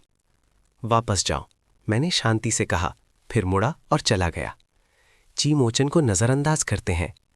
रानी चीमोचन के पीछे गई और हैरानी से पूछा, वो नाटक कर रहा है, उसकी चोट नकली है और उसके पैर बिल्कुल ठीक है। मैंने सर हिला दिया। तो वो ऐसा क्यों कर रहा है? रानी और दूसरे 4 हैरान रह गए। मैं हल्का सा हंसा। हमारी टीम को मजबूत देखकर मुझे लगा कि वो कुछ फायदा उठाना चाहती है। वो औरत सच में चालाक है। सावधान रहो, मैं रुका। रानी और दूसरे तुरंत चौकस हो गए। तभी आगे के जंगल में एक विशाल डिमोनिक बीस्ट दिखा। वो एक भागती हुई अर्थी की तरह था, जो पेड़ों को तोड़ता हुआ आया, जिससे पत्थर उड़ रहे थे और स्पिरिचुअल एनर्जी हर तरफ बिखर रही थी। ये एक थर्ड टियर डिमोनिक बीस्ट था, ब्लड थर्स्टी डीमन हाउंड। वो घायल है। वैंग हाओ और दूसरे लोगों के चेहरे ये देखकर बदल गए। तुमने अपनी स्पिरिट नाइफ निकाली, उसमें स्पिरिचुअल एनर्जी भरी और उसे फेंक दिया। स्पिरिट नाइफ से एक ठंडी रोशनी निकली और हवा को चीरती हुई आगे बढ़ी। स्पिरिट नाइफ ने ठीक ब्लड थर्स्टी डीमन हाउंड की गर्दन पर निशाना लगाया, उसे पास के जमीन से चिपका दिया। काबू में आया ब्लड थर्स्टी डीमन हाउंड ने एक धीमी कर्कश दहाड़ मारी और छटपटाने लगा। 2 बार वार करने के बाद वो स्थिर हो गया। मैं वहां गया, अपनी स्पिरिट नाइफ वापस ली। ब्लड थर्स्टी डीमन हाउंड का डीमन कोर उठाया और फिर साफ सुथरे और कुशल तरीके से मुड़कर चला गया। उनके जाने के बाद जिस दिशा से ब्लड थर्स्टी डीमन हाउंड आया था, वहां से 3 और लोग बाहर निकले। ब्लड थर्स्टी डीमन हाउंड को निशाना बनाते देख उनके चेहरे बदल गए। सॉन्ग जिंगयन पास आया और झुककर देखने लगा कि वो कौन था। किस चोर ने मेरा शिकार चुराया? जो जिक्सवान गुस्से से जल रहा कूदकर आगे आया। आसपास का तापमान ज्यादा था, इसलिए वो थोड़ा शांत हुआ। सॉन्ग जिंगयो ने उसे नाखुशी से डांटा। ये निशान थोड़ा बहुत मेरी स्पिरिट नाइफ द्वारा छोड़े गए निशान जैसा लगता है। ये सुनकर जाओ जिक्सवान आग बबूला हो गया। कमबख्त, फिर से वही हरामी है, बस वो मुझे मिल न जाए। इस बार कोई भी हमारी मदद नहीं कर सकता। वांग हाओ और दूसरे लोगों ने पीछे से दहाड़ सुनी और फिर तेजी से भाग गए। शाम 4 बजे रुइन सीक्रेट रेल्म के केंद्र में 5 लोग खंडारों के पहले मंजिल पर थे, अपना माल गिन रहे थे। वांग हाओ और दूसरे लोग उत्साह से अपने वर्तमान पॉइंट्स के बारे में बात कर रहे थे। 2 दिन से भी कम समय में हमने 1000 से ज्यादा पॉइंट्स हासिल कर लिए हैं। कल थोड़ी और मेहनत से हम 1500 तक पहुंच जाएंगे। 1500 पॉइंट्स भी संभव है। ये एक प्रथम श्रेणी के सेक्ट की प्रवेश रेखा है। अब मैं अकेले चलने की योजना बना रहा हूं। मैंने कहा कि मैं इस टीम में वांग हाओ को पॉइंट्स दिलाने में मदद करने के लिए शामिल हुआ था। अब जब वांग हाओ के पास पर्याप्त पॉइंट्स हैं, तो मेरे रहने की कोई जरूरत नहीं है। भले ही लियू वेई और दूसरे लोगों को इसका आभास था, लेकिन जब चिन मौचन ने ये कहा तो वो फिर भी थोड़ा निराश हुए। ठीक है, लेकिन जब तुम अकेले सीक्रेट रेल्म के केंद्र में जाओगे तो तुम्हें सावधान रहना होगा। कल असेसमेंट का आखिरी दिन है। स्पिरिट नेटवर्क दोपहर के बाद पॉइंट एंट्री चैनल खोलेगा। उससे पहले सबसे ज्यादा अफरा तफरी होगी। वांग हाओ ने मुझे याद दिलाया। मैंने सर हिलाया और वांग हाओ से अलग हो गया। मैं टूटी फूटी सड़क पर अकेला चल रहा था। घर घर। अचानक मेरी दाईं तरफ की टूटी हुई इमारत, जो बेलों से ढकी हुई थी, एक जानवर ने तोड़ दी। तीसरे स्तर का जानवर आयरन क्लैड बोर एक अर्थी की तरह मेरी तरफ लपका। जैसे ही तुम हमला करने वाले थे, तुम्हें कुछ महसूस हुआ और तुम रुककर एक तरफ हट गए। आयरन क्लैड बोर के पीछे 3 सफेद बर्फ की नोकीलें, जो जांग जितनी मोटी और 2 जंग से ज्यादा लंबी थीं, निकली। तीनों बर्फ की नोकीलें ऐसी लग रही थीं जैसे उनमें स्पिरिट लगी हो, और उन्होंने लोहे को ठीक से भेद दिया। जख्मी बोर ने उसे जमीन पर गिरा दिया, दहाड़ते हुए, जब उसका खून बर्फ में जम गया। बोर पर पाला जम गया और जल्द ही मर गया। बोर द्वारा तोड़े गए खंडारों से 4 लोग निकले। उनमें से एक लंबे नीले बालों वाली लंबी और सुंदर एक युवती एक सुंदर सारस की तरह आगे बढ़ी। ये चिन मौचन के सेक्ट की सू हानश्वांग थी। तुम यहाँ हो? सू हानश्वांग ने तुरंत चिन मौचन को पहचान कर कहा। तुम यहाँ क्या कर रहे हो? ये सीक्रेट रेल्म का केंद्र है, जो 2nd टियर और उससे ऊपर के डेमोनिक बीस्ट से घिरा हुआ है। तुम सच में बहादुर हो। सू हानश्वांग ने उत्सुकता से चिन मौचन को देखा। अपने हाथ के एक आर्म से इशारे से बोर में घुसा हुआ नुकीला हथियार पिघल गया और एक डेमोनिक कोर बर्फ के टुकड़ों में लिपटा हुआ उसके हाथ में आ गया। उसने उसे आमतौर पर घुमाया। मैं कई वरिष्ठ कल्टिवेटर्स को जानता हूं, उसने शांति से कहा। वो आमतौर पर ध्यान लगाते हैं और डेमोनिक बीस्ट से डरते हैं, लेकिन तुम 3rd टियर डेमोनिक बीस्ट से डरते हुए नहीं लगते। सू हानश्वांग ने पूछा, और मैंने मरते हुए आमर्ड बोर पर एक नजर डाली। मरने में क्या डर है? सू हानश्वांग खुलकर मुस्कुराई। तुम सच में दिलचस्प हो, और आगे मत जाओ। अब सीक्रेट रेल्म के केंद्र में काफी हेवनली रैंक अवेकनर्स हैं। यहाँ अक्सर लड़ाइयाँ होंगी और तुम पर असर पड़ेगा। सू हानश्वांग ने मुझे याद दिलाया, फिर सुंदरता से मुड़ी और चली गई। मैं सीक्रेट रेल्म के केंद्र की तरफ पड़ता रहा। रात हो गई और तारे टिमटिमाने लगे। बिना स्पिरिट स्टोन्स के मुझे लड़ने की आदत नहीं है। मैं पूरी तरह से अपनी आंखों पर निर्भर हूँ। रात का मुझ पर बहुत ज़्यादा असर होता है। मुड़ो, आज के शिकार के लिए इतना काफ़ी है। हम कल सीक्रेट रेल्म के केंद्र में 3rd टियर डेमोनिक बीस्ट्स का शिकार करने जाएंगे। एक लचीले स्पिरिट बीस्ट की तरह मैं खंडारों के ऊपर से कूदा और अंधेरे में गायब हो गया। मैं एक अपेक्षाकृत अखंड खंडहर में पहुंचा और रुक गया। जैसे ही मैं अंदर जाने वाला था, अचानक मुझे पास में लड़ाई की आवाज़ सुनाई दी। चांदनी में मैंने 1 दर्जन से ज़्यादा डिमोनिक बीस्ट्स को 3 लोगों पर हमला करते देखा। उनके कपड़ों और शरीर को देखकर लग रहा था कि वो परीक्षार्थी नहीं है। तुम दखल देने का इरादा नहीं रखते। तुमने अपने पिछले जीवन में एक आदत बना ली थी कि जब तक कोई अच्छी वजह ना हो अपने काम से काम रखो। जैसे ही मैं मुड़ रहा था, मैं अचानक चौंक गया। मेरी नज़र उस नफीस सुजुकी बॉक्स पर पड़ी जिसे उनमें से एक आदमी पकड़े हुए था, जो स्पिरिचुअल जड़ी बूटियों से भरा था। मैंने एक भौएं उठाई। क्या ये दुनिया स्पिरिचुअल एनर्जी से विहीन नहीं होनी चाहिए थी? यहाँ अभी भी स्पिरिचुअल जड़ी बूटियाँ कैसे हो सकती हैं? क्या इस दुनिया में सीक्रेट रेल्स या अन्य अजीब स्थान हो सकते हैं? भले ही ग्रेट वर्ल्ड की स्पिरिचुअल एनर्जी कम हो गई है, लेकिन सीक्रेट रेल्म्स में भरपूर स्पिरिचुअल एनर्जी है, जिसका उपयोग कन्फर्मेशन और स्पिरिचुअल जड़ी बूटियों के पोषण के लिए किया जा सकता है। एक 3rd ईयर डीमन बीस्ट ने अपने पंजों से हवा को चीरा और उस आदमी को पकड़ लिया जो नफीस सुजुकी बॉक्स पकड़े हुए था। वो जमीन पर गिर गया, लेकिन फिर भी बॉक्स को कसके पकड़े रहा। तीसरे भाई, तुम पहले जाओ, हम तुम्हारा पीछा करेंगे। कमबख्त, बकवास बंद करो। अगर हम एक साथ जाएंगे तो सब जाएंगे। हमने एक दुर्लभ फल खो दिया है और जीफंग भी गायब है। अगर मैं अकेला वापस गया तो आंट ची और दूसरों को क्या समझाऊंगा? हम तीनों ने डीमन बीस्ट के घेरे से लड़कर बाहर निकले और तेजी से एक गली में घुस गए। गली में एक दहाड़ गूंजी। ये एक 3rd year demon beast blood thirsty demon mastiff का ठिकाना था। इस अचानक घटना से हम तीनों डर गए और तेजी से पीछे हट गए। लेकिन डीमन बीस्ट हम तक पहुंच चुका था, अपने दांत दिखा रहा था और भयानक लग रहा था। आगे बाघ और पीछे भेड़िए, आगे या पीछे जाने का कोई रास्ता नहीं। ऐसा लगता है कि हम आज रात इस मुसीबत से नहीं बच सकते, वेमिंग युआन ने कड़वी मुस्कान के साथ कहा। दुख की बात है कि हमने वो स्पिरिचुअल फल ढूंढ लिया जो परिवार के मुखिया को ठीक कर सकता है, लेकिन हम उसे वापस नहीं ला पाए। जैसे ही वेमिंग युआन मरने की लड़ाई के लिए तैयार हो रहा था, अचानक उसकी आंखों के सामने एक शख्सियत चमकी। कई भयानक टियर 3 डेमोनिक बीस्ट्स गिर गए। उनका स्पिरिचुअल खून बह रहा था। एक युवक एक स्पिरिचुअल ब्लेड चलाते हुए डेमोनिक बीस्ट्स के बीच कत्लेआम कर रहा था। टियर 3 डेमोनिक बीस्ट्स जिन्होंने उन्हें निरंतर पीछा किया था, इस युवक के हाथों में जंगली कुत्तों की तरह कमजोर थे, जिससे वो उन्हें अपनी मर्जी से काट सकता था। जल्द ही आसपास के सभी टियर 3 डेमोनिक बीस्ट्स मारे गए। धन्यवाद नौजवान, वे मिंगयान ने सच्चे दिल से कहा। मैंने हल्का सा सर हिलाया। मेरी नज़र वे मिंगयान के हाथों में नफीस सुजुकी बॉक्स पर पड़ी। वे मिंगयान का दिल बैठ गया। क्या ये नौजवान भी एक डाकू हो सकता है जिसके पास उसका अजीब स्पिरिचुअल फल था? क्या ये सच में पैसा भेड़िए के मुंह से गिरकर बाघ के मुंह में गिरने जैसा मामला है? छोटे भाई, तुम एक परीक्षार्थी लगते हो। क्या मैं तुमसे परीक्षा के बाद एक मदद मांग सकता हूँ? मैं शांति से कहा, तुम कहते हो कि मैं यूनजू के वी परिवार से वी मिंगयॉन हूं। इस बॉक्स में एक दुर्लभ फल है। मैं चाहता हूं कि तुम इस स्पिरिचुअल बॉक्स को 10 दिनों में वी परिवार तक पहुंचा दो। बेशक हम तुम्हें भरपूर इनाम देंगे। मुझे उम्मीद है कि ये नौजवान मेरी स्थिति और वादा किए गए इनाम को देखते हुए मुझे नुकसान नहीं पहुंचाएगा। विदेशी देश नाम सुनकर मैंने हल्का सा तेवर चढ़ाया। ये एक अनजान नाम था।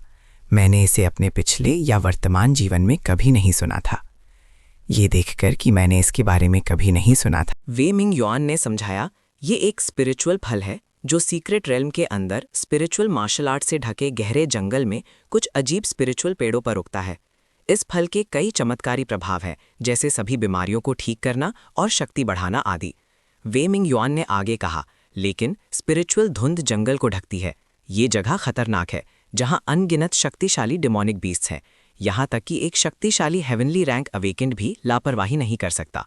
मैंने समझ में सर हिलाया और कहा, मैंने अभी तुम्हें कहते सुना कि तुम परिवार के मुखिया की चोट ठीक करने के लिए एग्जॉटिक फ्रूट ढूंढ रहे हो।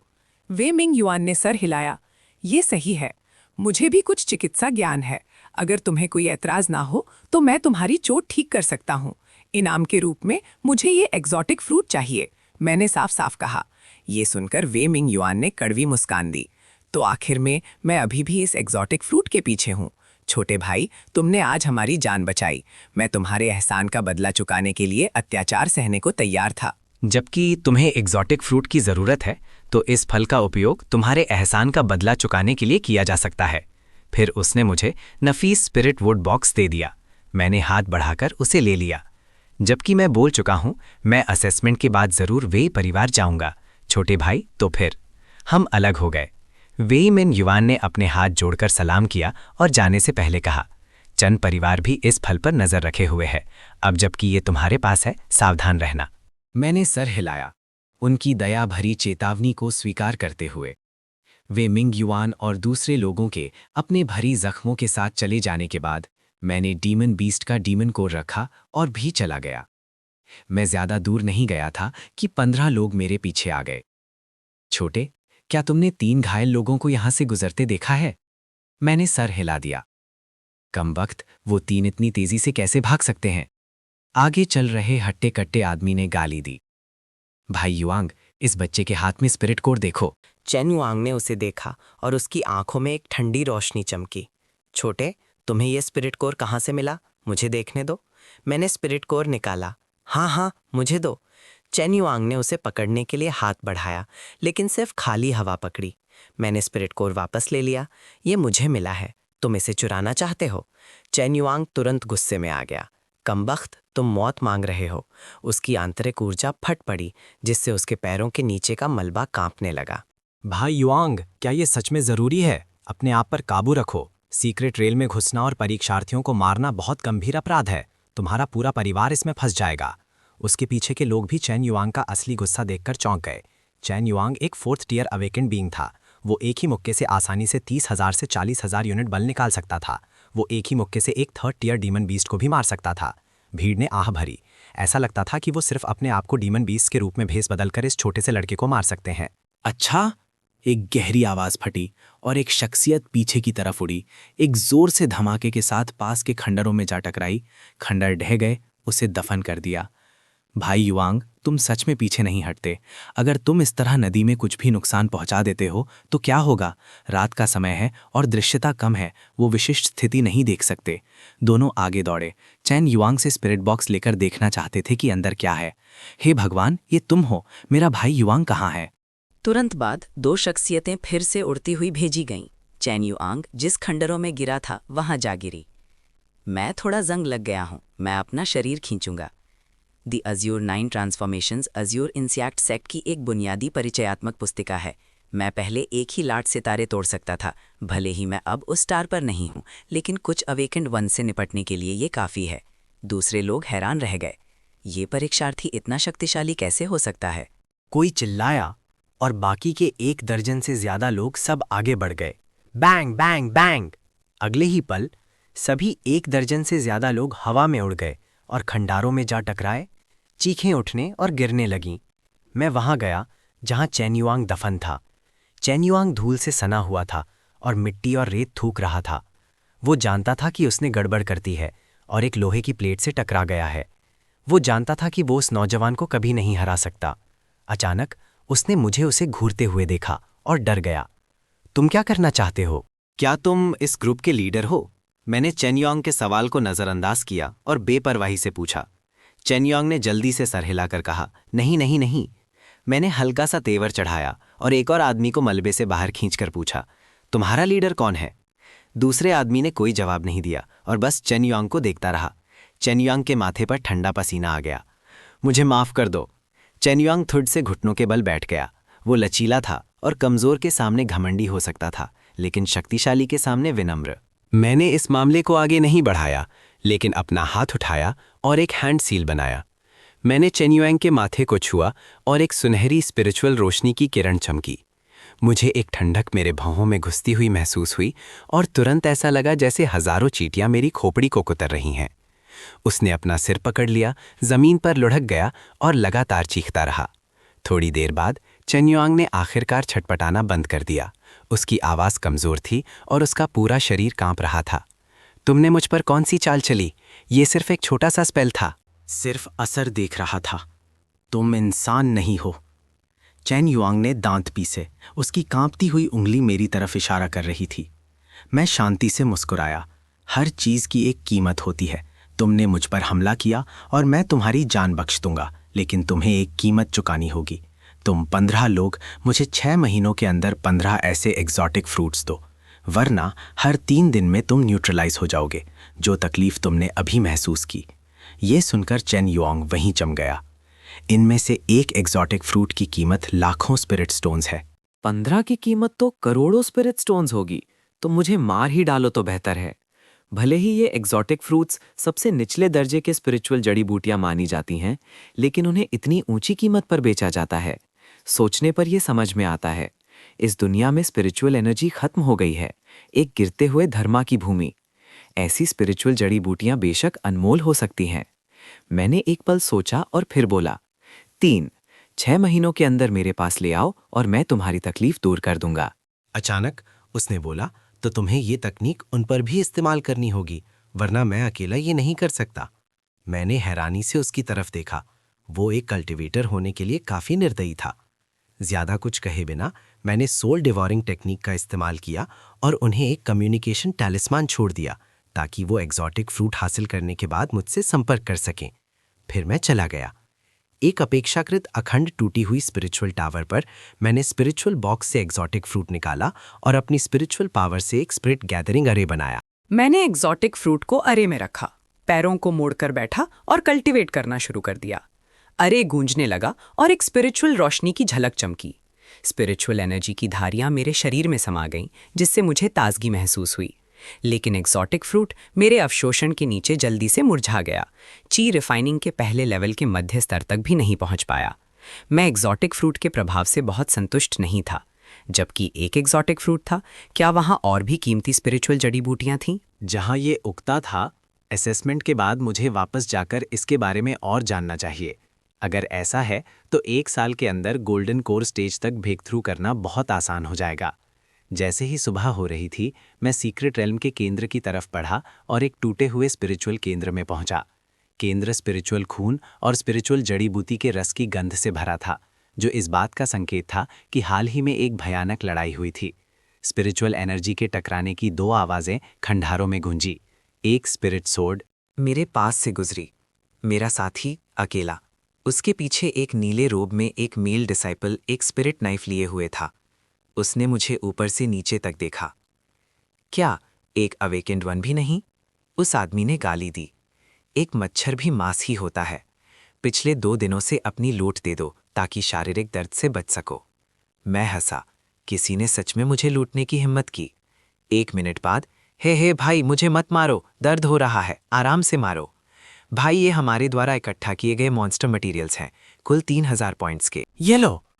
नीले रोब में आदमी, 5 रोब पहने डिसाइपल्स, जिनके चेहरे पर नील और सूजन थी, जमीन पर घुटने टेके हुए थे, सम्मान से अपने स्टोरेज बैग से डीमन बीस्ट मटेरियल्स दोनों हाथों से पेश कर रहे थे। दफा हो जाओ, मैंने शांति से कहा, स्टोरेज बैग्स रखते हुए। ठीक है। 5 नील और सूजन वाले आदमी, जैसे उन्हें माफी मिल गई हो, भाग गए। मैं आगे बढ़ता रहा। चारों तरफ लड़ाई की आवाजें और डीमन बीस्ट्स की चीखें गूंज रही थीं, साथ ही स्पिरिचुअल एनर्जी की चटकने की आवाज भी। अचानक एक जानवर जैसी आकृति मेरे सामने आई। एक डीमन बीस्ट ढह गए खंडरों से निकला। एक 3rd tier demon beast, silver armoured rhinoceros. तभी 8 बर्फ की नोकीलें निकली, जो सिल्वर आर्मर्ड राइनोसरस पर ठीक निशाना लगाईं। अचानक एक आधा बाघ आधा इंसान जैसी आकृति आई और बेधबे सिल्वर आर्मर्ड राइनोसरस पर भयानक हमला किया। फिर 3 और लोग दिखे और 3rd tier silver armoured rhinoceros को मारने के लिए एक साथ हो गए। मैं एक तरफ खड़ा था, थोड़ा हैरान। यहाँ सुहान श्वांग से फिर से मिलने की उम्मीद नहीं थी। इस समय सुहान श्वांग ने भी मुझे देखा और तुरंत नाखुशी से तेवर चढ़ाए। ओह, तुम सलाह क्यों नहीं सुनते? मैंने तुमसे कहा था कि सीक्रेट रेल्म के केंद्र में मत आओ, लेकिन तुम फिर भी आ गए। तुम्हारी हिम्मत सच में असाधारण है। हे, हथियार बनाने वाले की जगह इमॉर्टल कल्टीवेशन चुनना तुम्हारी प्रतिभा की बर्बादी है। शाओ जिंगहुआन ने मेरी हिम्मत की काफ़ी तारीफ की। ग्रुप ने जल्दी से सिल्वर आर्मर्ड राइनोसरस से डीमन कोर लिया और फिर मेरी तरफ चल दिए। क्या बात है? सुहान शोंग ने मुझे घूरा। क्या तुम्हें वर्तमान स्थिति समझ नहीं आ रही है? यहाँ हर जगह हेवनली ग्रेड अवेकंड बीन्स और 3rd टियर डीमन बीस्ट्स हैं। तुम एक इमॉर्टल कल्टिवेटर यहाँ क्या कर रहे हो? मैं जानती हूँ कि पास में एक अपेक्षाकृत अखंड खंडहर है जो ज़्यादा सुरक्षित है। हम तुम्हें वहाँ ले जाएंगे। ये महसूस करते हुए कि सुहान श्वांग मुझ पर थोड़ा ज़्यादा ही मेहरबान हो रही है, मैं उसे कुछ और बार देखने से खुद को रोक नहीं पाया। शाहो जिंगहुआन और दूसरे 2 जो सु हानश्वांग के साथ थे, वो भी उसे हैरानी से देखने लगे। हनश्वांग, तुम उस पर इतनी मेहरबान क्यों हो रही हो? कहीं तुम उस पर फिदा तो नहीं हो गई? तुम एक second tier heavenly grade awakener हो, वो सिर्फ एक आम खिलाड़ी है। तुम दोनों का कोई भविष्य नहीं है। जाओ जिक्सवान, जो अभी अभी रूप बदला था, अपने असली रूप में वापस आ गया और दोनों को शक से देखने लगा। उसके पहले शब्द बचकाने चुनी भी उसे भरे थे। सू हान श्वांग का सुंदर चेहरा लाल हो गया। तुम पर फिदा हो गए? तुम बड़े बेवकूफ़ हो। मैंने उसकी मदद सिर्फ इसलिए की क्योंकि हम एक ही सेक्ट से हैं, ठीक है? क्या ऐसा है? जाओजी स्वयं ने एक मैं समझ गया वाला चेहरा बनाया। तो चलो जल्दी करते हैं। हमने दुनुहांग जाकर उनके ठिकाने के बारे में जानने का फैसला किया था। शाओ जिंगहुआन ने सर हिलाया और कहा, मैंने सुना है कि फंग शुए याओ और उसके ग्रुप के पास बहुत पैसा है। उनकी टीम के पास अब कम से कम 20,000 फॉलोअर्स हैं। सुन मिंग हुई ने कहा, मुझे लगता है कि हमें जाओजी सुनैन और उसके ग्रुप को ढूंढना चाहिए। तुम पागल हो क्या? जू जिचुएन तियानसुएन सेक्ट से है। उसके पास जाना पैसे की बर्बादी है। शाओ जिंगहुआन हैरान था। जी जिचुएन और उसके ग्रुप उतने मजबूत नहीं है। मैंने सुना है कि उन्होंने पहले एक थर्ड टियर डीमन बीस्ट चुराने की कोशिश की थी और एक मधुमक्खी के छत्ते को छेड़ दिया था। उन्होंने एक स्पिरिट नाइफ भी खो दिया था। बाद में उन्होंने आखिरकार यी ने एक tier 3 bloodthirsty demon dragon को हराया, लेकिन उसके खाने को उस आदमी ने छीन लिया। वो अभी भी हाथ में चाकू लिए उसे ढूंढ रहा है। सुन मिंगहुई ने मुस्कुराते हुए समझाया। शाओ जिंगहुआन हैरान था। वो आखिरकार तियानसुएन सेक्ट के हेवनली ग्रेड अवेकनर्स थे, फिर भी इतने कमज़ोर थे। ग्रुप चलते चलते चर्चा कर रहा था और मैं बिना टोके सुन रहा था। मैंने उम्मीद नहीं की थी कि मेरे और उस आदमी के बीच की दुश्मनी इतनी जल्दी फैल जाएगी। तभी आगे के खंडहरों से एक धीमी गुर्राहट आई। ग्रुप तुरंत चुप हो गया और पूरी तरह से चौकस हो गया। उन्होंने सावधानी से खंडहरों के पीछे से झांका और तुरंत खुश हो गए। एक टियर 3 डेमन बीस्ट, एक ब्लड डेमन। कितनी अच्छी किस्मत है। झाओ जिक्सवान ने अपने होंठ चाटे। लेकिन उसके पास 8 टियर 2 डीमन बीस्ट भी थे। सू हनश्वान ने हल्का सा तेवर चढ़ाया। शाओ जिंगहुआन, एक अग्नि तत्व हेवनली ग्रेड अवेकनर, पहले आगे बढ़ा। उसके हाथों में स्पिरिचुअल आग चटक रही थी। उसका जोश अद्भुत था। झाओ जिक्सवान मुस्कुराया। उसकी मांसपेशियां फूल गईं, उसके कपड़े फट गए। एक पल में वो एक आधा इंसान आधा बाघ जानवर में बदल गया, जिससे एक जंगली और क्रूर ऑरा निकल रही थी जब वो आगे बढ़ा। सुन मिंगहुई एक स्पिरिट ब्लेड चलाते हुए पीछे पीछे चला। ब्लेड सुनहरी रोशनी से चमक उठी, आसानी से एक सेकेंड टियर डिमोनिक बीस्ट को मार डाला जो उस पर झपटा था। एक लड़ाई तुरंत शुरू हो गई। सू हनश्वांग, एक मैजिक कल्टीवेटर, ने अपने चारों तरफ बांह जितनी मोटी बर्फ की नुकीलें बनाई, जो तीर की तरह निकलकर युद्ध क्षेत्र को सहायता देने लगी। 1/4 घंटे से भी कम समय में चारों ने कुशलता से काम करते हुए सभी डिमोनिक बीस्ट्स को पूरी तरह से निपटा दिया। 800 पॉइंट्स हाथ में लेकर जाओ जिक्सवान वापस आम हो गया। फिर शाओ जिंगहुआन ने मुझे एक second tier demon beast core फेंका। मुझे भी एक मिला। मैंने थोड़ा हैरान होकर कहा, रख लो। जबकि हान श्वांग ने तुम्हें साथ आने के लिए बुलाया है, तुम अभी टीम के सदस्य हो, सबको हिस्सा मिलेगा। सुन मिंगहुई ने मुस्कुराते हुए कहा, बुरा नहीं है, है ना? जाओ जिक्सवान ने अपने कपड़े बदले, पास आया और मेरा कंधा थपथपाया। हमारे साथ आओ। अगर हमारे पास मांस है तो तुम्हें एक घूंट सूप मिलेगा। अचानक खंडहरों से 3 स्पिरिचुअल तलवार की आवाजें आईं। हंसती हुई सू हान श्वांग और दूसरे लोग तुरंत पलट गए और खंडहरों के पीछे छिप गए, चौकस हो गए। सू हान श्वांग, छिपो मत। तुम 5 लोग 5000 पॉइंट्स दो और हम मुड़कर चले जाएंगे। एक साफ और मधुर महिला आवाज आई। तुम्हें कौन जानता है? ये कौन है? शाओ जिंगहुआन ने सू हान श्वांग को देखा।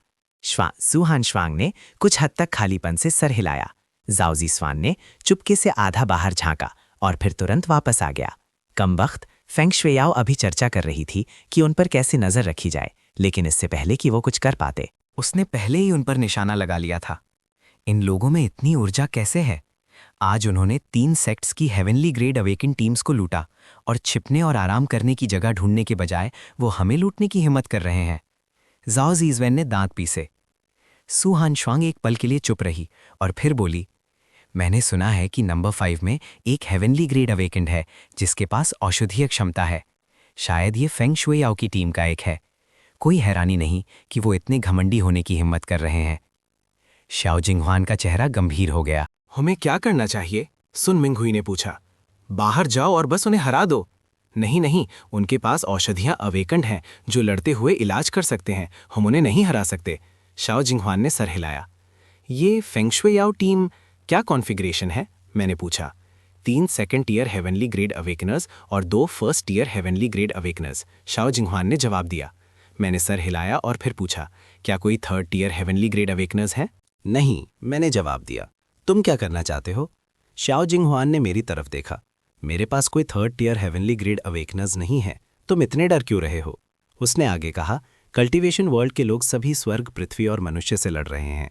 जो लड़ने की हिम्मत नहीं करते वो कल्टीवेशन वर्ल्ड में जीवित नहीं रह सकते।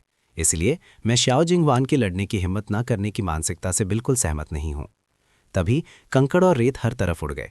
एक भालू मानव जो लगभग 3 जांग ऊंचा था और भूरे रंग के बाल थे, एक मुक्के से खंडारों को तोड़कर आकाश की तरफ उत्साह से दहाड़ा। क्या तुम सच में मुझे एक कमजोर समझते हो? ज़ाओ ज़िक्सवन ने गाली दी और तुरंत एक बाघ जैसे जानवर के रूप में बदल गया। भालू मानव और बाघ मानव भयानक लड़ाई में उलझे हुए थे। उनके मुक्के टकरा रहे थे। सु हानशुआंग ने 5000 दिए, 0 पॉइंट्स, और मैं तुम्हें जाने दूंगी, वरना मुझे निर्दयी होने के लिए दोष मत देना। फेंगशुईयाओ एक खेल भरी मुस्कान के साथ आगे बढ़ी। मुझे देखकर वो छेड़ने से खुद को रोक नहीं पाई। तुमने ये सुंदर लड़का कहाँ से ढूंढा? वो काफी सुंदर है। छोटे सुंदर लड़के सु हानशुआंग के साथ कोई भविष्य नहीं है। अपनी बहन के साथ आने का क्या ख्याल है? सु हानशुआंग का सुंदर चेहरा लाल हो गया। फेंगशुईयाओ, वो सिर्फ मेरा साथी है। अगर तुम अफवाह फैलाती रहीं तो विश्वास करो मैं तुम्हारा मुंह तोड़ दूंगी। फेंगशुईयाओ और भी खुशी से हंसी। हा हा हा हा हा हा, ओ, ये तो बहुत अच्छा है, लेकिन क्या तुम मुझे हरा सकती हो? फेंगशुईयाओ ने अपना हाथ हिलाया और 8 और हेवनली रैंक अवेकेंड वंस खंडारों से निकले। सु हानशुआंग ने दांत पीसे और गुस्से से फेंगशुईयाओ को घूरा। मैं आगे बढ़ा और हल्का सा हंसा। अगर तुम मुझे 20,000 पॉइंट्स देने को तैयार हो तो मैं भी तुम्हारे साथ चल सकता हूँ। ये सुनकर सु हानशुआंग और फेंगशुईयाओ दोनों हैरान रह गए। वो इतनी अश्लील बात इतनी शांति से कैसे कह सकता है? हा हा हा। हाँ, 20,000? तुम 20,000 चिल्लाने की हिम्मत करते हो? तुम हमें लूट ही लो तो बेहतर है। तभी सु हानशुआंग चिल्लाई, सावधान! एक डिमोनिक बीस्ट हमला कर रहा था। सबके चेहरे का रंग उड़ गया। मैंने हल्का सा तेवर चढ़ाया। गंधा एग्जॉटिक फ्रूट की गंध से लगभग एक जैसी थी। अनगिनत डिमोनिक बीस्ट्स एक बाढ़ की तरह उनकी तरफ लपके। क्या हो रहा था? असेसमेंट पर असर क्यों पड़ रहा था? सब हैरान थे। अचानक मेरी आंखें चमक उठीं। मैंने एक 3rd टीयर डिमोनिक बीस्ट को देखा जिसके मुंह में एक एग्जॉटिक फ्रूट था। देखो मत, भागो! सु हानशुआंग का सुंदर चेहरा घबराहट से भरा था। अगले ही पल, क्योंकि वो जिस दिशा में भाग रहे थे, डिमोनिक बीस्ट्स को भी एक गंध आई और उन्हें घेर लिया। अब वो डिमोनिक बीस्ट से घिरे हुए थे। चुक्वांग, तुम 3 लोगों को लिन्युवे की रक्षा करने के लिए ले जाओ। लिन्युवे उनकी टीम की हीलर अवेकनर है। बाकी सब हमला करो। फेंगशुईयाओ ने एक निर्णायक फैसला लिया। चिनमोचन, तुम क्या कर रहे हो? मुझसे ज्यादा दूर मत भटको, सु हानशुआंग चिल्लाई। मैंने सर हिलाया। मामूली डिमोनिक बीस्ट्स चिंता का विषय नहीं है। फिर बिना पीछे देखे मैं अंदर घुस गया। वो ऐसा कैसे हो सकता है? वो झाओ ज़िक्सुआन से भी ज्यादा आवेशी है। सु हानशुआंग ने गुस्से में अपना पैर पटका। तभी मैं डिमोनिक बीस्ट के झुंड में घुस गया, अपनी स्पिरिट ब्लेड चलाते हुए। स्पिरिचुअल एनर्जी ने एक ब्लेड लाइट का भूत बनाया, आगे बढ़ रहे डिमोनिक बीस्ट्स को काटकर उन सबको मार डाला। मैं लड़ते हुए उन 5 3rd टीयर डिमोनिक बीस्ट्स तक पहुंचा जो अभी भी एग्जॉटिक फ्रूट के लिए लड़ रहे थे। साथ ही मैंने इल्यूजनरी स्पिरिट ब्लेड टेक्निक का इस्तेमाल किया। तुरंत अनगिनत ब्लेड लाइट्स निकाली जो उन 5 डिमोनिक बीस्ट पर बरस पड़ी जो एग्जॉटिक फ्रूट के लिए लड़ रहे थे। पहले 3 टीयर डिमोनिक बीस्ट के रोंगटे खड़े हो गए और वो तुरंत मुझसे बच गया। 7 स्टार स्टेप का इस्तेमाल करते हुए वो ब्लड थर्स्टी डिमन हाउंड के सामने प्रकट हुआ जो एग्जॉटिक फ्रूट लिए हुए था, जैसे टेलीपोर्टेशन से। मुझे अचानक अपने सामने देखकर ब्लड थर्स्टी डिमन हाउंड ने अपना खून लाल मुंह खोला और मुझे काटने के लिए झपटा, फल गिरा दिया। मैंने बस अपना पैर उठाया और ब्लड थर्स्टी डिमन हाउंड को डिमोनिक बीस्ट के झुंड में लात मार दी। मैंने फल उठाया जो दांत के निशान और मिट्टी से सना हुआ था, लेकिन मुझे कोई फर्क नहीं पड़ा। मैंने फल को अस्थायी रूप से सील करने के लिए एक स्पेल किया जिससे उसकी स्पिरिचुअल एनर्जी नष्ट ना हो। फल के कारण हिंसा पर उतारू हो चुके डेमोनिक बीस्ट्स ने अचानक महसूस किया कि गंध कुछ हद तक गायब हो गई है। अपेक्षाकृत समझदार डेमोनिक बीस्ट्स मुड़े और भाग गए। सूहन श्वांग ने गड़बड़ी में से ढूंढा और मुझे उसकी तरफ अनहाम चलते हुए देखा, आराम से घूमते हुए। वो तुरंत हैरान रह गई। चिन मोचन, तुम ठीक तो हो? जाओजी स्वन ने मेरी तरफ देखा। छोटे सुंदर लड़के, बुरा नहीं। तुम ऐसे अंदर बाहर हुए जैसे कुछ हुआ ही ना हो। फेंगशुओ लाओ ने एक भावें उठाई। तुम्हारे पास कौन सी प्रतिभा है? ये प्रभावशाली है। मैंने शांति से कहा, इमॉर्टैलिटी कल्टिवेट करना। फेंगशुए याओ ने तेवर चाहे, ये कौन सी प्रतिभा है? क्या तुमने इसके बारे में सुना नहीं है? उसके पीछे के अवेकेंड वन सबने सर हिला दिया। कभी नहीं सुना। सूहन श्वांग ने घृणा से कहा, लंबे बाल, छोटी अकल। क्वेमो उसके ब्लड लाइन के अवेकन होने से पहले था। कल्टीवेटर फेंगशुएयाओ की आंखें बड़ी हो गईं जब वो मुझे घूर रही थी। क्या मजाक है? क्या कल्टीवेटर्स को ध्यान लगाना और अपनी सेहत का ख्याल नहीं रखना चाहिए? अगर कोई इतना शक्तिशाली होता तो वो अपना ब्लड लाइन क्यों अवेकन करता? मुझे और समझाने में कोई दिलचस्पी नहीं थी। मैं सूहान श्वांग के पास से गुजरते हुए रुक गया। कहो, मैंने थोड़ा दोषी और हिचकिचाते हुए कहा। असल में मैं आपसे मिलना चाहती हूँ मास्टर। मेरे दादा एक छिपी हुई चोट से पीड़ित हैं, जिसे स्पिरिचुअल हीलर्स भी दशकों से ठीक नहीं कर पाए हैं। उन्होंने एक बार कहा था कि अगर कोई उच्च स्तरीय कल्टीवेटर हो तो शायद वो उन्हें ठीक कर सकता है। मैं मुस्कुराया। मास्टर के हस्तक्षेप की कोई ज़रूरत नहीं है। मैं असेसमेंट खत्म होने पर उनसे मिल सकता हूँ। सूहान श्वांग के सुंदर चेहरे पर घृणा दिखी। तुम इतने जवान हो, फिर भी तुम इलाज कर सकते हो। अगर तुम इसे ठीक नहीं कर सकते तो तुम्हारे मास्टर के एकांत से बाहर आने में देर नहीं हुई है। सूहान श्वांग मुस्कुराई। ये पक्का रहा। मैं असेसमेंट के बाद तुमसे मिलने आऊँगा। मैंने सर हिलाया और सबकी नज़रों के नीचे धीरे धीरे चला गया। तभी 3 लोग चलकर आए। ये जोजी स्वेन और सॉन्ग जिंग युन थे। उन्हें इतना मेहनत करते देखकर मुझे उन स्पिरिट एंट्स की याद आ गई जो मेहनत से अपने घोंसलों में खाना ले जाते हैं। जोजी स्वेन मुस्कुराया। फिर तुमने सब साफ कर दिया। काओ जुन रेन मुस्कुराया लेकिन हंसा नहीं। कमज़ोर को ऐसा ही होना चाहिए। अचानक जोजी स्वेन की आंखें सिकुड़ गईं। ये वही है, सॉन्ग जिंग युन और काओ जुन युन। आंखें भी मुझे देखकर ठंडी हो गईं। तुमने हमारा शिकार चुराया और अब सीक्रेट रेल्म के केंद्र में आने की हिम्मत कर रहे हो। स्वर्ग का रास्ता है, लेकिन तुम उसे नहीं लेते। तुम अपनी मौत के लिए आने पर अड़े हो। जोजिस्वान ने ताना मारा और हाथ उठाकर आग की एक लपेट छोड़ी, जिसने मेरे सामने स्पिरिट अर्ब्स के एक हिस्से को जला दिया। सूहन श्वांग और फेंगशुएयाओ सब ने हाथ उठाए। चेहरे का रंग बदलते देख जोजिस्वान का चेहरा बदल गया। ट्यानस्वन सेक्ट के लोगों, तुम्हें इधर उधर नहीं घूमना चाहिए। अगर तुमने एक और कदम आगे बढ़ाया तो तुम्हारी सुरक्षा की कोई गारंटी नहीं दे सकता। जोजिक्सवन ने ठंडे स्वर ने मेरी तरफ देखा, फिर फेंगशुएयाओ और दूसरों को एक झूठी मुस्कान के साथ देखा। तुम्हारी मेहनत के लिए धन्यवाद। तुमने मेरे लिए जो मॉन्स्टर मटेरियल्स इकट्ठा किए हैं वो यहाँ रह सकते हैं। अब तुम्हारे पास जाने के लिए 1/4 घंटा है। उसके शब्द घमंडी और बेलगाम थे। लगभग दोपहर हो चुकी थी और वो जल्द ही पॉइंट्स रिकॉर्ड करने वाले थे। वो कोई झगड़ा नहीं चाहते थे। शायो जिंगहुआन ने मन ही मन सोचा, ये बुरा किस्मत है। श्वनजी ने मुड़कर जाना चाहा। जू सिजवान ने हाथ हिलाया और आग की एक लकीर उड़कर शायो जिंगहुआन के पैरों पर गिरी। लोग जा सकते हैं, लेकिन चीज़ें यहीं रहनी चाहिए।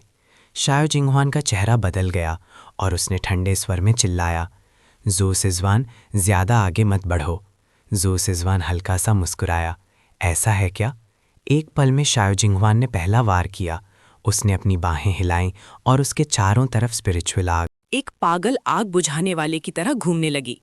एक माहिर के सामने अपनी कला दिखा रहे हो।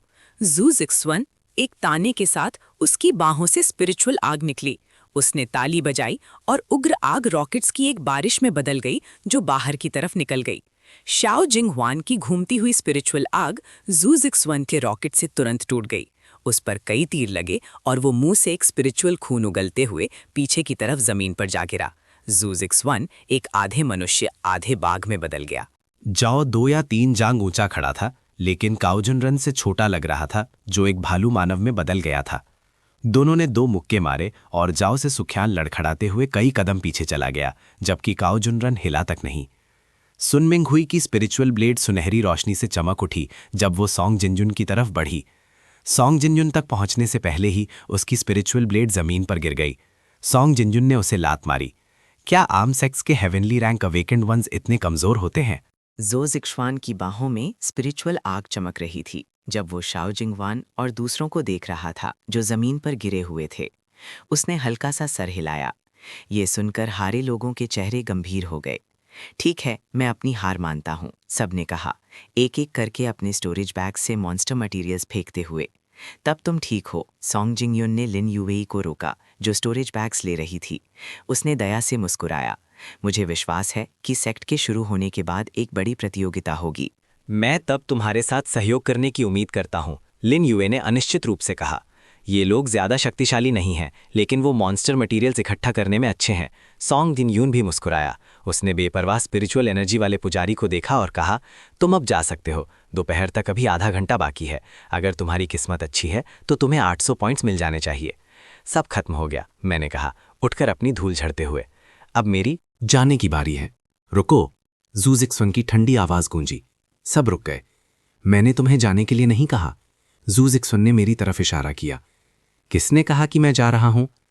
किनमोचन, जिद्दी मत बनो, उन्हें मॉन्स्टर मटेरियल्स दे दो, सू हानश्वांग ने चिंता से कहा, अपनी आवाज धीमी करते हुए उसे याद दिलाया। मैंने सर हिलाया, सीधा घमंडी ज़ू ज़िक्श्वान को देखते हुए, और बेपरवाही से कहा, मैंने पिछली बार इसे जाने देने के लिए कहा था, लेकिन अब दोबारा ऐसा नहीं होने दूंगा। ऐसा लगता है कि तुम सबने मेरी बातों को दिल से लगा लिया है।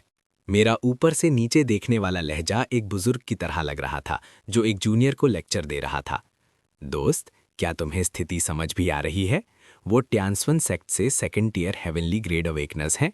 ये एक चमत्कार है कि वो तुम्हें परेशान नहीं कर रहे हैं और तुम अब भी उन्हें उकसाने की हिम्मत कर रहे हो।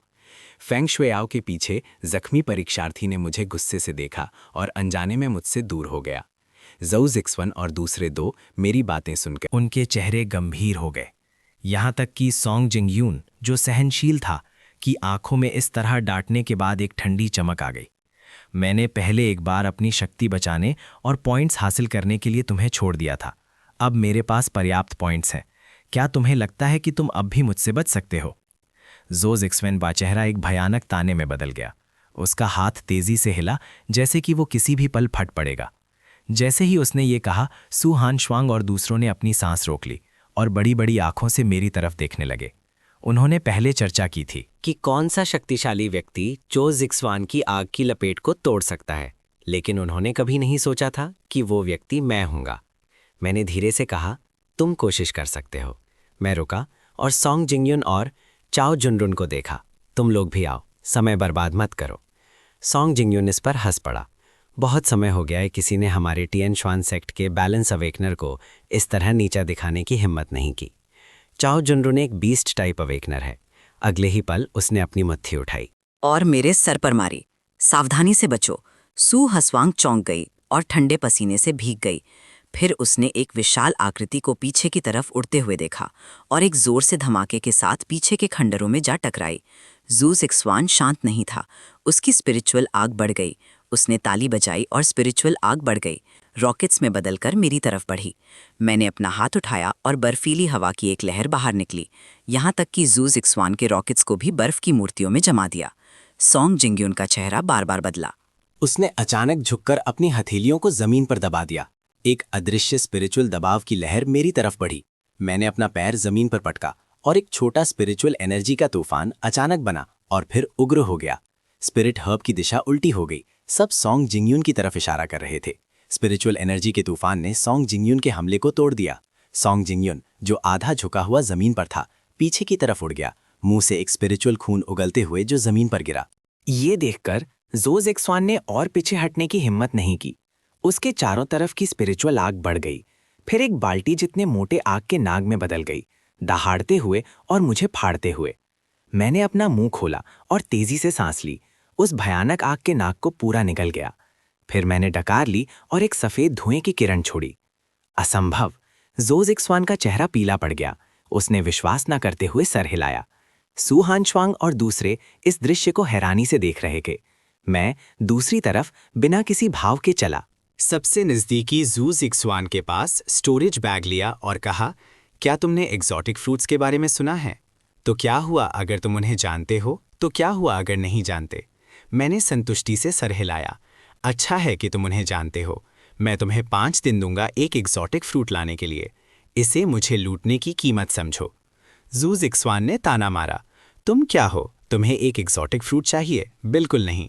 अगर तुम्हारी हिम्मत है तो मुझे मार डालो। मैं हल्का सा हंसा और सर हिलाया, फिर हल्के से जू जिक्सवान की छाती पर थपथपाया। जू जिक्सवान दर्द से कराहा उठा। तुमने मेरे साथ क्या किया? मेरी प्रतिभा कहाँ गई? मुझे एग्जॉटिक फल ला कर दो और मैं उसे ठीक कर दूंगा। अगर तुम्हें एक आम इंसान बनना ठीक लगता है तो तुम्हें मुझे ढूंढने की ज़रूरत नहीं है। इसे ठीक करो, वरना असेसमेंट के बाद तुम मर जाओगे। जू जिक्सवान जोर से दहाड़ा। मेरी आंखें ठंडी हो गईं। फिर से कहो। जू जिक्सवान जम गया। उसने महसूस किया जैसे एक फिसलन भरा सांप उसकी गर्दन के चारों तरफ लिपटा हुआ है। उसका मुंह खुला हुआ है और उसकी जीभ लपलपा रही है, किसी भी पल उसे काटने के लिए तैयार। याद रखना, 5 दिनों के अंदर। मैं उठा और सॉन्ग जिंगयुन की तरफ चल पड़ा। क्या तुमने सुना जो मैंने जोजिचवेन से कहा? सॉन्ग जिंगयुन ने सर हिलाया और दांत पीसे। शर्त है, एक एग्जॉटिक फ्रूट भूनने के बाद मैं उसे तुम्हारे सेक्ट भेज दूंगा। जोजिचवेन के मुकाबले सॉन्ग जिंगयुन साफ तौर पर ज्यादा व्यवहारिक था, लेकिन उसने फिर भी अस्थायी रूप से उसे सील कर दिया। सॉन्ग जिंगयुन, मुझे एग्जॉटिक फ्रूट ला कर दो और मैं उसे ठीक कर दूंगा। फिर उसने काओ जुनरिन को खंडहरों से बाहर खींच लिया। उसकी प्रतिभा को सील करने के बाद मैंने एग्जॉटिक फ्रूट्स का जिक्र किया। मैंने संतुष्टि से सर हिलाया। 3 एग्जॉटिक फ्रूट्स उसके लिए ची रिफाइनिंग के दूसरे लेवल तक पहुंचने के लिए काफ़ी होने चाहिए। ऐसा करने के बाद मैंने 2 स्टोरेज बैग्स जाओ जिक्सवान और सू हानश्वांग को फेंके। जाओ जिक्सवान थोड़ा उलझन में था। क्यों मोचन, तुम्हारा क्या मतलब है? मैं मुस्कुराया। क्या हम एक टीम नहीं हैं? सबको हिस्सा मिलेगा। सू हानश्वांग इसे चाहती थी, लेकिन हिचकिचा रही थी। क्या ये बहुत कीमती है? सीतवन, तो इसे मुझे वापस दे दो। सू हानश्वांग ने तुरंत स्टोरेज बैग्स को गले से लगा लिया। मैं तो बस शिष्टाचार कर रही थी। दी हुई चीज कौन वापस ले सकता है? मैं निशब्द था। मैं मुड़ा और चला गया। तुम कहाँ जा रहे हो? सू हानश्वांग ने पूछा। एक छिपने की जगह ढूंढ रहा हूँ और 50 बायोग्राफी पॉइंट्स का इंतजार कर रहा हूँ। हमने जो तय किया था उसे मत भूलना, सू हानश्वांग ने चिल्लाया। मैंने हाथ हिलाया। चिंता मत करो। सबके जाने के बाद जिंगयुन, क्या तुम इसे निगल सकते हो? जो जिक्सवान ने जोर से पूछा। सॉन्ग जिंगयुन ने जो जिक्सवान को देखा। मैं शिनलिंग हाओ और दूसरों से मदद मांगने जाना चाहता हूँ। उन्हें एक दुर्लभ फल दो और वो जरूर मदद करने के लिए तैयार होंगे।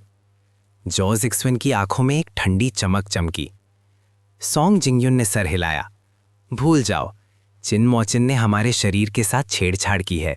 मैं उसके ठीक करने से पहले और कोई झगड़ा नहीं करना चाहता। जो जिक्सवान ने फिर काओ जुनरन को देखा। तुम्हारा क्या ख्याल है? काओ जुनरन ने कहा, मैं उससे नहीं हरा सकता। वो मान गया है। वो सब कायर हैं, जू जिक्सवान ने गाली दी। अगर तुम लोग नहीं जाओगे तो मैं ये अपमान नहीं सह सकता था। जाने के बाद मैंने एक अपेक्षाकृत अखंड खंडहर ढूंढा और अपनी स्पिरिचुअल पावर से एक स्पिरिट गैदरिंग अरे बनाया। मैंने अधूरे स्पिरिट स्टोन को अरे में रखा और हल्के सफ़ेद स्पिरिचुअल एनर्जी के धुएं बाहर निकले। साथ ही मैंने उसे रिफाइन करने के लिए 1 थॉट रीइंकार्नेशन टेक्निक का इस्तेमाल किया। मैं ची रिफाइनिंग के पहले लेवल के मध्य चरण में था और फिर स्पिरिट स्टोन्स को कंडेंस करने के लिए प्रोफाउंड आइस टेक्निक का इस्तेमाल किया। अचानक मैंने अपनी आंखें चौड़ी कर लीं। मेरी आंखों में एक तेज रोशनी चमकी। फिर मैं मुस्कुराया और अपने बुरे जूतों के नीचे से एक छोटा सा मेटल बॉल निकाला जो एक अंगूठे के आकार का था। थोड़ी सी ताकत से स्पिरिचुअल रोशनी बाहर निकल गई। Spiritual energy tracker. मुझे उम्मीद है कि तुम और लोगों को ला सकते हो। मुझे ज्यादा निराश मत करना। जितने ज्यादा लोग तुम लाओगे उतना अच्छा है। जितने ज्यादा एग्जॉटिक फ्रूट्स मैं हासिल कर सकता हूं उतना अच्छा है। मैंने जमीन में गढ़े स्पिरिट नाइफ पर एक नजर डाली और हल्का सा सर हिलाया। मुझे अभी भी स्पिरिट नाइफ्स की आदत नहीं है। अगर मुझे उपयुक्त सामग्री मिल जाए तो एक स्पिरिट स्वॉर्ड बनाना सबसे अच्छा होगा। इस समय जो जिक्सवान दांत पीस रहा था। एक नौजवान को खंडहरों से होकर ले जा रहा था। ये आदमी शिनलिंग हाओ था। जो जिक्सवान ने उसे चिन मोचन से निपटने के लिए एक दुर्लभ फल दिया था। यहाँ जो जिक्सवान रुका। ट्रैकर शायद उसने ढूंढ लिया हो।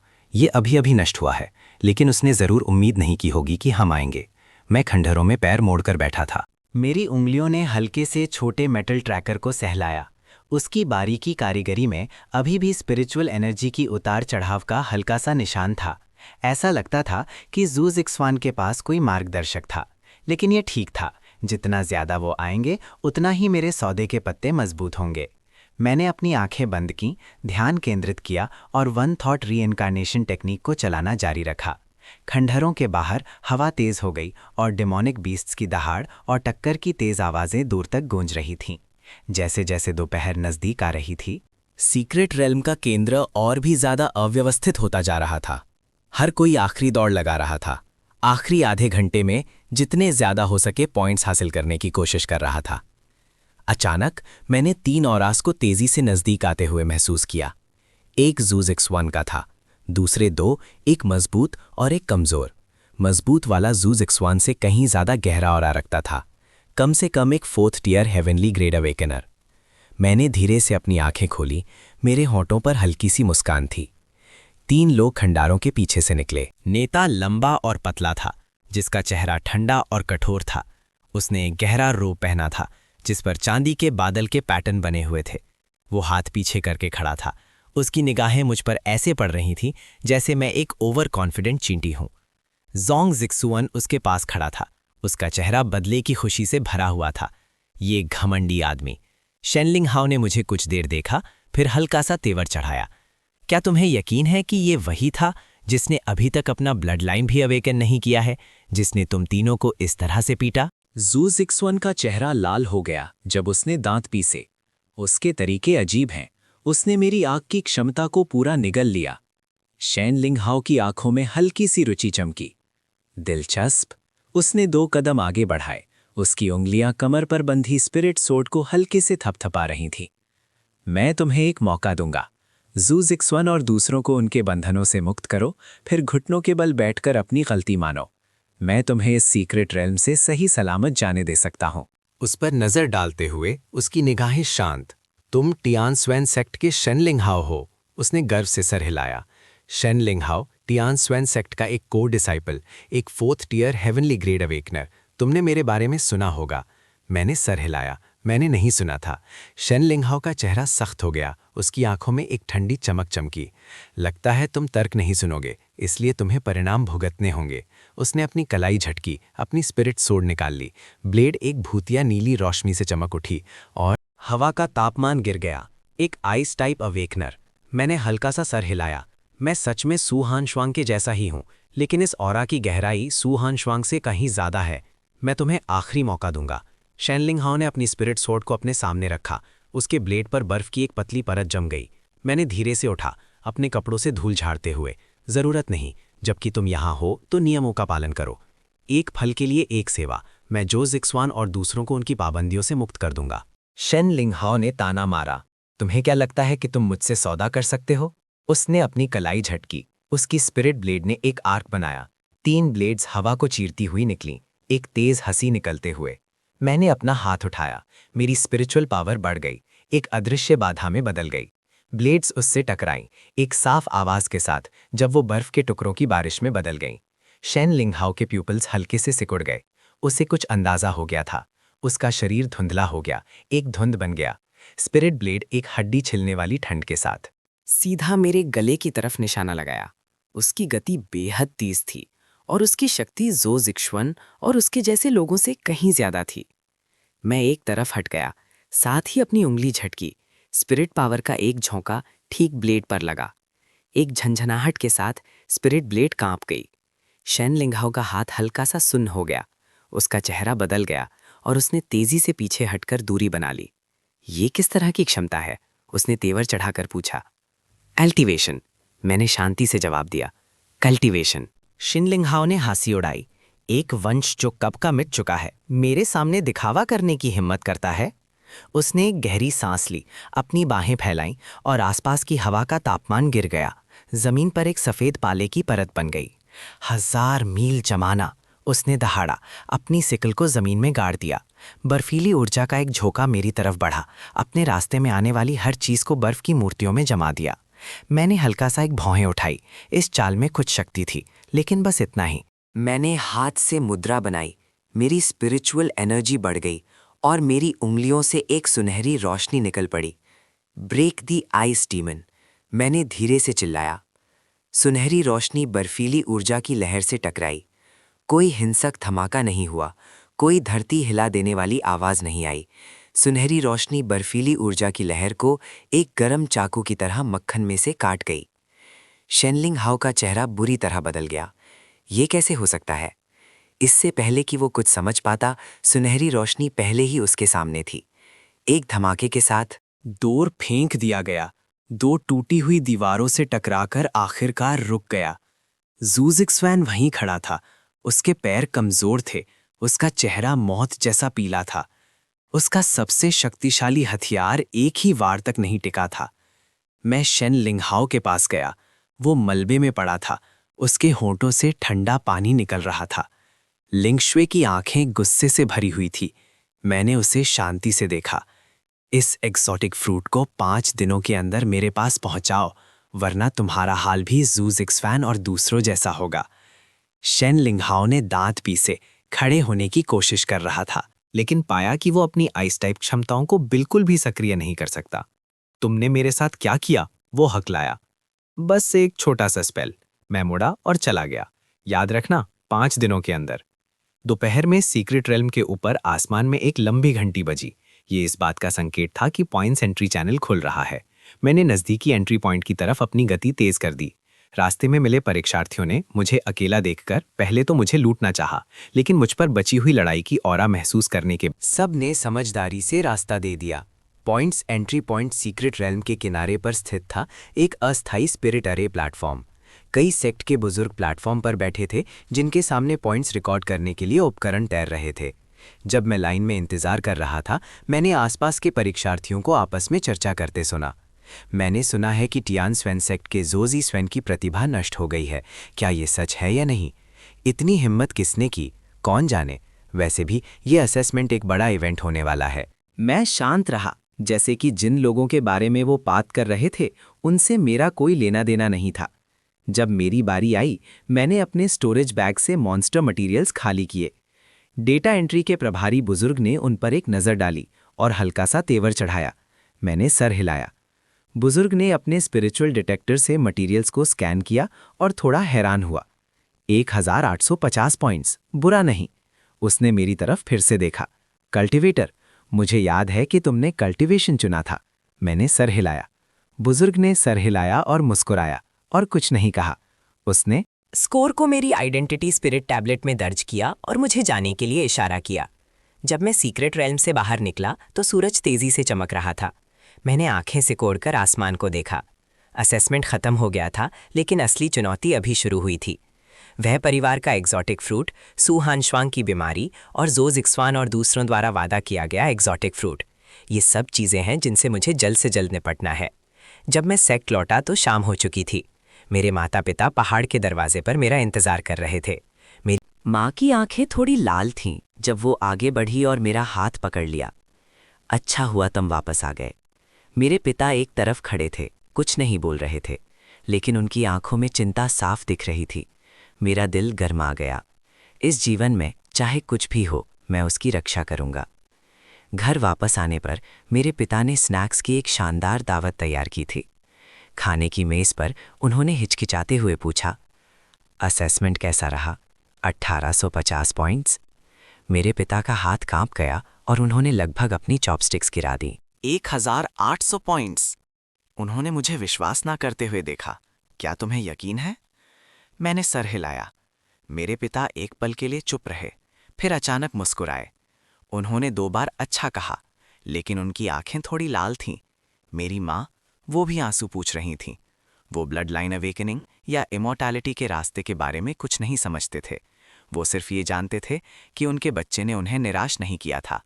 खाने के बाद मैं अपने कमरे में वापस आया, पैर मोड़कर बैठा और वो एग्जॉटिक फ्रूट निकाला जो मुझे उस सोशलाइट से कभी नहीं मिला था। भले ही फल अधूरा था, लेकिन उसमें मौजूद स्पिरिचुअल एनर्जी अभी भी काफ़ी थी।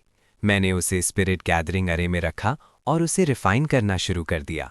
स्पिरिचुअल एनर्जी की धारियाँ मेरे शरीर में घुस गईं। मैंने री इनकारनेशन टेक्निक को तेज़ी से चलाया। ची रिफाइनिंग लेवल 1 के अंतिम चरण और ची रिफाइनिंग लेवल 1 के शिखर पर पहुंच गया। जब एग्जॉटिक फ्रूट पूरी तरह से मुरझा गया और धूल में बदल गया, तो मेरी कल्टीवेशन ची रिफाइनिंग लेवल 1 के शिखर पर स्थिर हो गई थी, ची रिफाइनिंग लेवल 2 से सिर्फ एक कदम दूर। मैंने अपनी आंखें खोली और एक गंदी हवा की सांस छोड़ी। ये काफ़ी नहीं था, मुझे और एग्जॉटिक फ्रूट्स की ज़रूरत थी। मैंने एक कम्युनिकेशन टैलिस्मान निकाला और वे मिंगवैन को एक संदेश भेजा, कल मैं वे के पास जाऊंगा। थोड़ी देर बाद वे मिंगवैन लौट आया, मैं तब तुमसे शहर के बाहर मिलूंगा। अगली सुबह मैंने एक साफ रोब पहना और अपने माता पिता को बताया कि मैं सेक्ट छोड़ने से पहले शहर में घूमने जा रहा हूँ। वे परिवार युनजू का एक प्रमुख वंश था जो शहर के पूर्व में स्पिरिचुअल नस पर स्थित था। जब मैं पहुंचा, वे मिंग युआन पहले से ही शहर के बाहर इंतजार कर रहा था। उसकी चोट अभी तक ठीक नहीं हुई थी और उसका चेहरा अभी भी कुछ पीला था, लेकिन उसका जोश पहले दिन से बहुत बेहतर था। छोटे भाई, कृपया उसे मुझे शहर में ले जाने दो। कई गलियों से गुजरने के बाद मैं एक शानदार हवेली में पहुंचा। मुख्य द्वार के दोनों तरफ 2 पत्थर से बने स्पिरिट बीस्ट्स खड़े थे।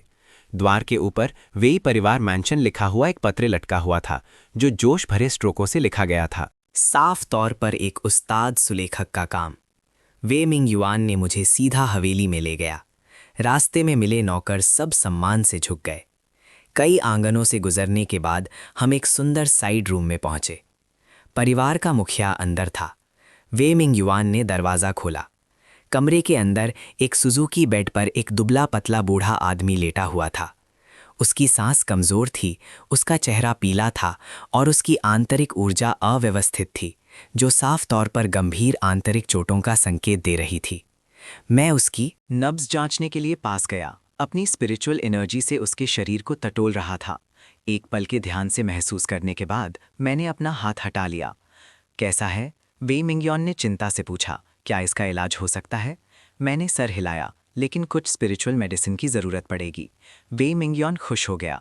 तुम्हें क्या चाहिए, बस मुझे बताओ, मैंने एक सूची बनाते हुए कहा। वे मिंगयोन ने बिना हिचकिचाए उसे देखा और तुरंत अपने नौकर को आधे घंटे से भी कम समय में ज़रूरी स्पिरिचुअल मेडिसिन तैयार करने का आदेश दिया। मैंने सबको भेज दिया।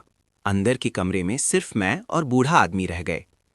एक साउंड प्रूफ स्पिरिचुअल अरे लगाने के बाद मैंने अपना जाप शुरू किया। बूढ़े आदमी की चोट सतह पर दिखने से ज्यादा गंभीर थी। कई मेरिडियंस टूटे हुए थे और आंतरिक अंगों में असामान्यता थी। अगर कोई आम स्पिरिचुअल डॉक्टर उसका इलाज करता तो वो सिर्फ 3 से 5 महीने तक ही उसका जीवन बढ़ा सकता था, लेकिन मैं अलग था। मैंने अपनी स्पिरिचुअल एनर्जी को एक मार्गदर्शक के रूप में इस्तेमाल करके उसके टूटे हुए मेरिडियंस को इंच दर इंच ठीक किया और फिर प्रोफाउंड आइस टेक्निक का इस्तेमाल करके उसके शरीर के अंदर भड़के हुए स्पिरिचुअल खून को सील कर दिया। पूरी प्रक्रिया 3 घंटे तक चली। जब मैंने अपना हाथ हटाया, बूढ़े आदमी ने एक लंबी सांस छोड़ी। उसके चेहरे का रंग फिर से गुलाबी हो गया था और उसकी सांस आसान हो गई थी। मैंने दरवाज़ा खोला और बाहर निकल गया। वे मिंगनान तुरंत मेरा स्वागत करने आया। पैट्रियार्क कैसा है? वो अब बहुत बेहतर है।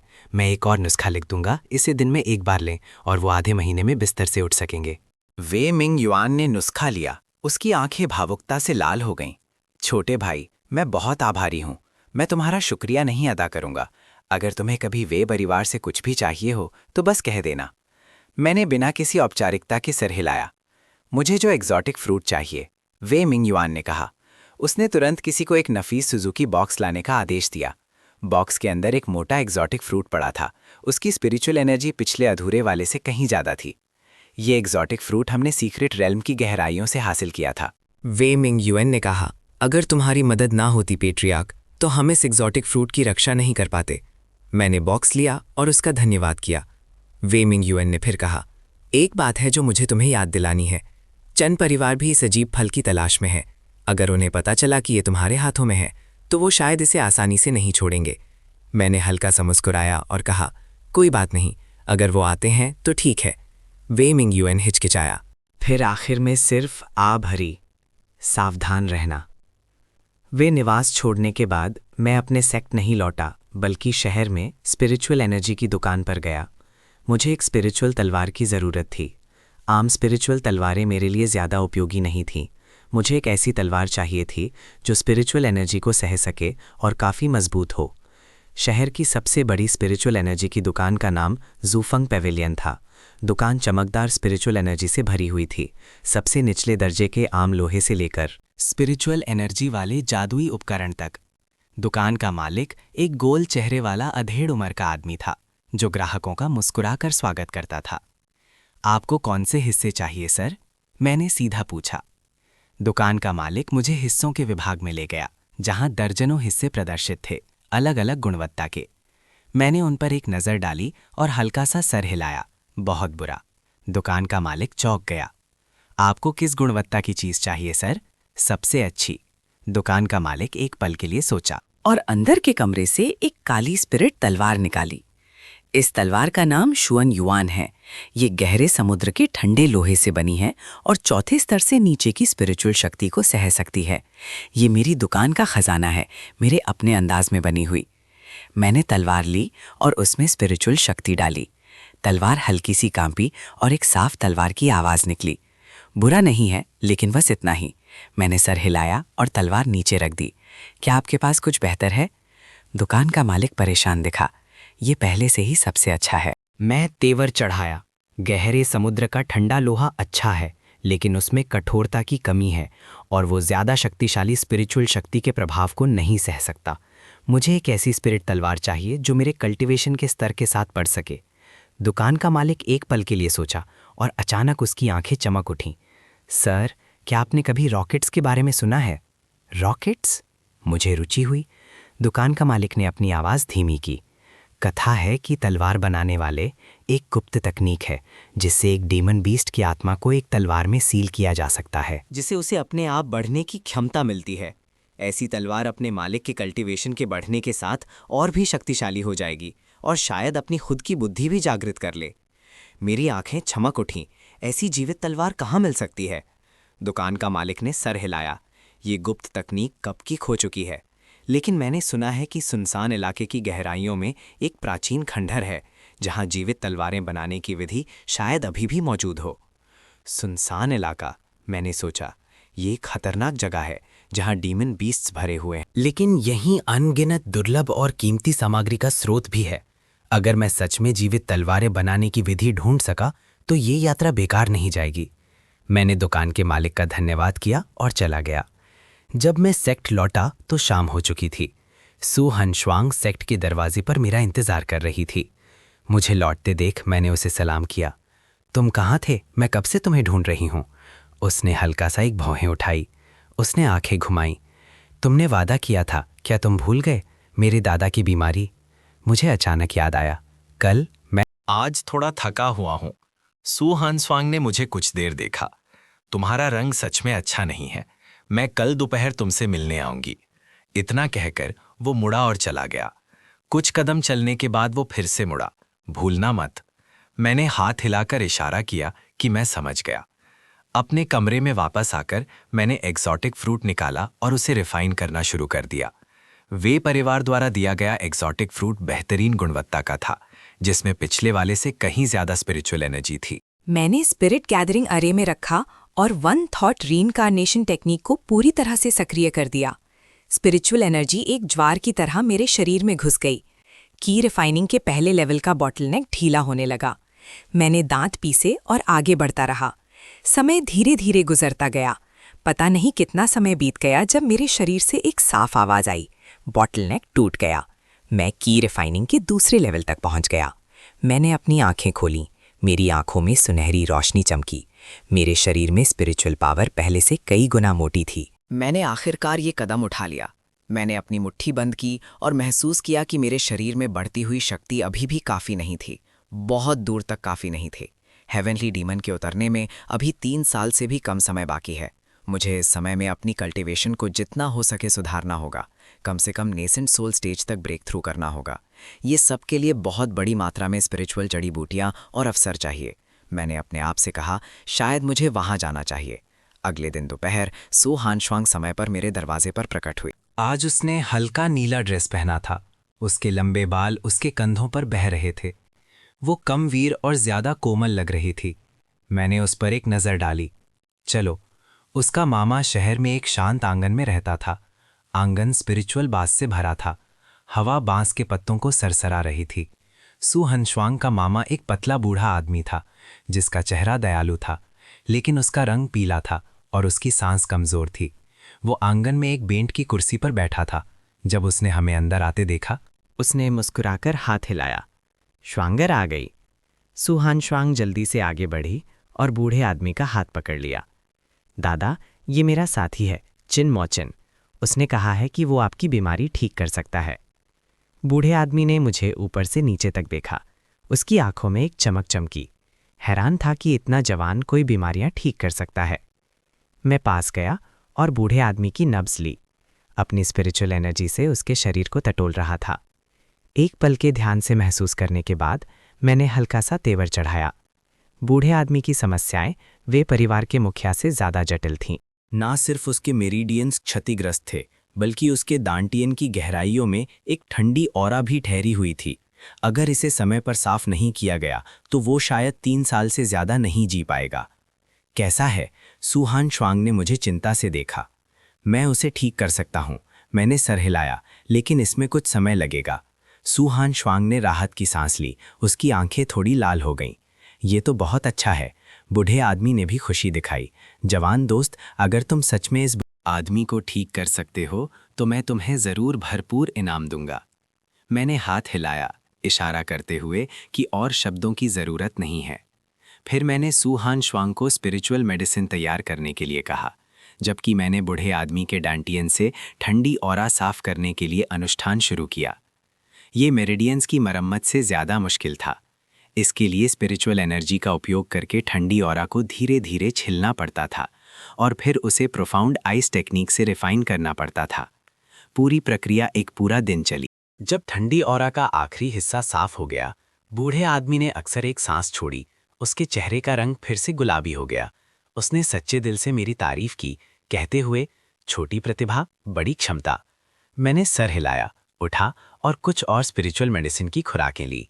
आधे महीने के आराम के बाद मैं पूरी तरह से ठीक हो जाऊंगा। सू हनश्वांग ने मुझे आंगन तक छोड़ दिया। वो चांदनी में खड़ा था, उसकी आंखें कृतज्ञता से भरी हुई थीं। किनमोचन, धन्यवाद। मैं मुस्कुराया। धन्यवाद करने की जरूरत नहीं है, तुमने मुझसे मदद मांगी। मैं एक उचित सौदे के साथ तुम्हारी मदद करूंगा। सू हनश्वांग ने अपने होंठ चबाए। तो मैं तुम पर एक एहसान करती हूँ। अगर तुम्हें भविष्य में कुछ भी चाहिए हो तो बस कह देना। मैंने सर हिलाया, मुड़ा और चला गया। कुछ कदम चलने के बाद उसने अचानक मुझे बुलाया। किनमोचन वापस मुड़ा।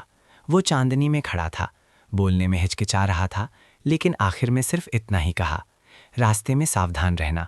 हाथ हिलाया और रात में गायब हो गया। अगले दिनों में मैं विल्डरनेस की अपनी यात्रा की तैयारी करने लगा। मैंने विल्डरनेस के बारे में कई प्राचीन ग्रंथों से सलाह ली और वह परिवार और सू हनश्वांग के मामा से कई चीज़ों के बारे में पूछा। विल्डरनेस यूनजू के उत्तर में स्थित था, एक विशाल प्राचीन पर्वत श्रृंखला जो दानवों से भरी हुई थी और अनगिनत दुर्लभ खजाने थे। लेकिन यह खतरे से भी भरा हुआ था। यहाँ तक कि एक 5वें स्तर का जागृत व्यक्ति भी अगर खतरनाक इलाके में घुस जाता तो मर जाता। लेकिन मैं डरपोक नहीं था। अपने पिछले जीवन में मैं कहीं ज़्यादा खतरनाक जगहों से बच चुका था, तो एक मामूली सुनसान जंगल क्या चीज़ है। 5 दिन बाद ज़ो ज़िक्सवान और सॉन्ग जिंगयून ने वादे के अनुसार एग्जॉटिक फ्रूट पहुंचा दिया। ज़ू ज़िक्सवान ने अपना चेहरा गंभीर ने मुझे स्पिरिट बॉक्स फेंका और सील खोल दी। मैंने स्पिरिट बॉक्स लिया, उसे खोला और सही होने की पुष्टि करने के बाद मैंने अपना हाथ उठाया और उनके शरीरों के अंदर की सील खोल दी। ज़ू ज़िक्सवान ने अपना शरीर खींच लिया, अपनी क्षमताओं को वापस महसूस करते हुए, और उसकी आंखों में हत्या की एक झलक चमकी। लेकिन आखिर में उसने खुद को रोक लिया और मुड़कर चला गया। जाने से पहले सॉन्ग जिंगयून ने मेरी तरफ देखा।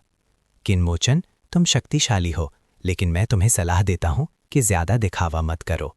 हेवनली प्रोफाउंड सेक्ट कोई ऐसा नहीं है जिससे तुम उलझ सको। मैं शांति से मुस्कुराया। याद दिलाने के लिए धन्यवाद।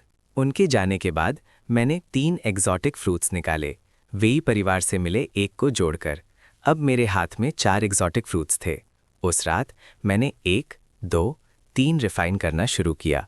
जब चौथा एग्जॉटिक फ्रूट धूल में बदल गया तो मेरी कल्टीवेशन ची रिफाइनिंग के दूसरे लेवल तक पहुंच गई थी और मैं तीसरे लेवल से सिर्फ 1 कदम दूर था।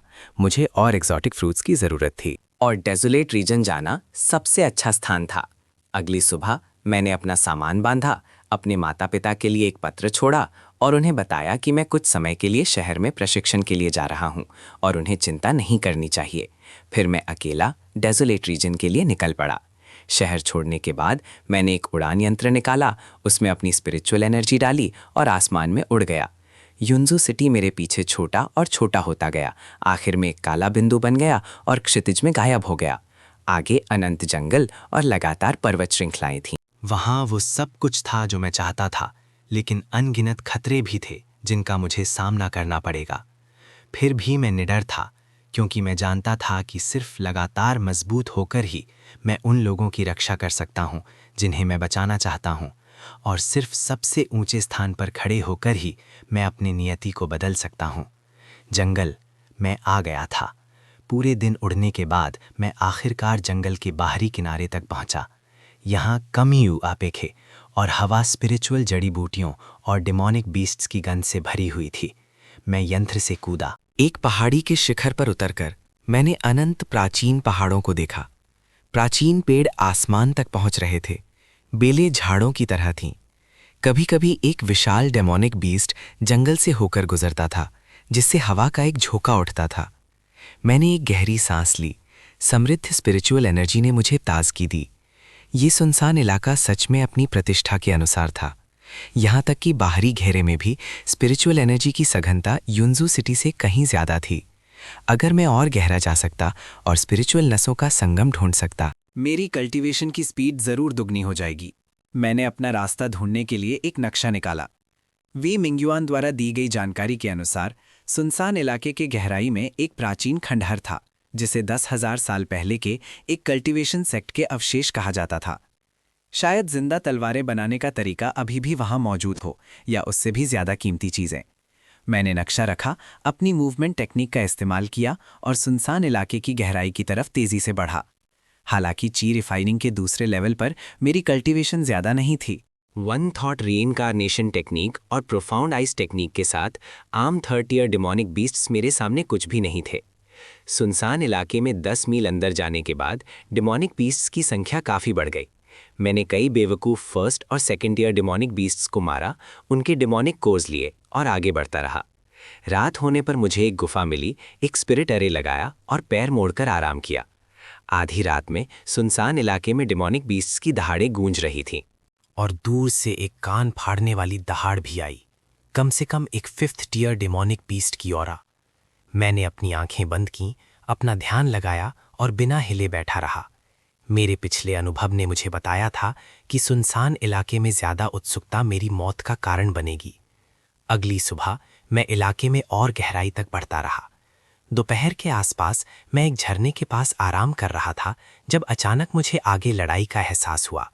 मैंने अपनी औरा छुपाई और चुपचाप आगे बढ़ा। मैंने 5 लोगों को झरने के नीचे एक खुली जगह पर 4th टीयर डिमोनिक बीस्ट से लड़ते हुए देखा।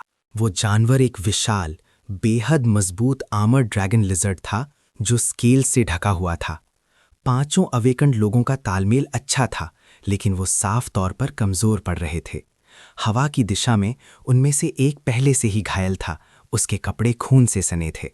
मैंने रास्ता बदलने का सोचा, लेकिन मेरी नज़र अचानक उनमें से एक की कमर पर लटकते स्पिरिट कोर्स पर गई।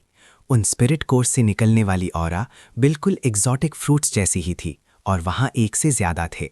मैं रुका और अंधेरे से देखने लगा। 5 लोग साफ तौर पर अब ज्यादा देर तक नहीं टिक सकते थे।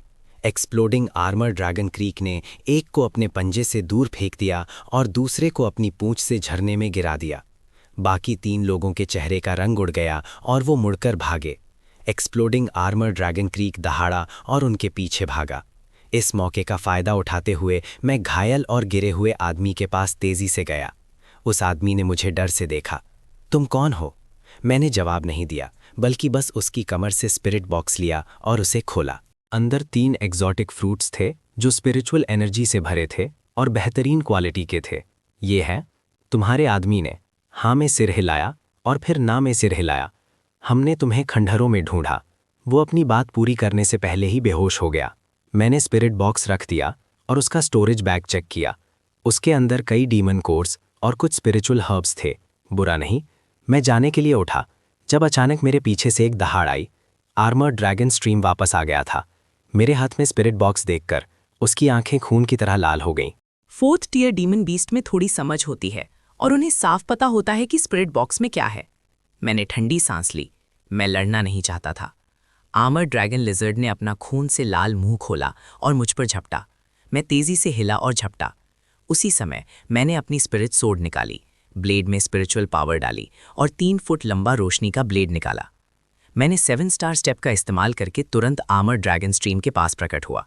ब्लेड ने उसकी गर्दन के स्केल्स के बीच की जगह को काट दिया, जिस स्पिरिचुअल खून बहने लगा। आर्मर ड्रैगन दर्द से दहाड़ा और अपनी पूंछ से वार करने लगा। मैं बचने के लिए उछला, हवा में पलटी खाई और एक और ब्लेड से उसके सर पर वार किया। आर्मर ड्रैगन इन 2 हमलों से चक्कर खा गया और बचने के लिए मुड़ा। मैं उसे कैसे जाने दे सकता था? मैंने अपनी स्पिरिचुअल पावर को एक्टिवेट किया और इल्यूजनरी स्पिरिट ब्लेड टेक्निक का इस्तेमाल किया। तुरंत तेज बारिश की तरह दर्जनों ब्लेड बीम्स निकाली, जिसने खूंखार ड्रैगन की सांस को घेर लिया। उसने कुछ देर संघर्ष किया और आखिरकार एक जोर की आवाज के साथ जमीन पर गिर गया। मैंने डीमन को ओर लिया और जल्दी से वहां से निकल गया। एक सुनसान गुफा ढूंढी और एक स्पिरिचुअल ऑल्टर लगाया। मैंने 3 एग्जॉटिक फ्रूट्स निकाले और 1, 2, 3 को रिफाइन करना शुरू किया। जब आखिरी एग्जॉटिक फ्रूट की स्पिरिचुअल एनर्जी पूरी तरह से एब्जॉर्ब हो गई, मेरी कल्टिवेशन आखिरकार ची रिफाइनिंग के 3रे लेवल तक पहुंच गई। मेरे शरीर के अंदर की स्पिरिचुअल पावर पहले से कई गुना मजबूत थी। हालांकि ची रिफाइनिंग का 3रा लेवल अभी भी ऊंचा नहीं माना जाता था, लेकिन मैं सुनसान इलाके के बाहरी हिस्से मैंने अपनी आंखें खोलीं और एक पुरानी हवा की मैं खंडहरों से गुजरा। मैंने हवा में बची हुई स्पिरिचुअल एनर्जी को महसूस किया। हालांकि 10,000 साल बीत चुके थे, फिर भी यहाँ स्पिरिचुअल वेन्स बची हुई थी, जो दिखाता था कि उस समय सेक्ट की नींव कितनी मजबूत थी। मैं गहरा और गहरा जाता गया और रास्ते में मुझे कई कंकाल मिले। उनके कपड़ों को देखकर लग रहा था कि वो अवेकेंड एडवेंचरर्स थे। उनके पास अभी भी स्टोरेज बैग्स और स्पिरिचुअल एनर्जी थी, जिसे मैंने आराम से इकट्ठा कर लिया। एक गिरे हुए हॉल में आखिरकार मुझे मेरा लक्ष्य मिल गया।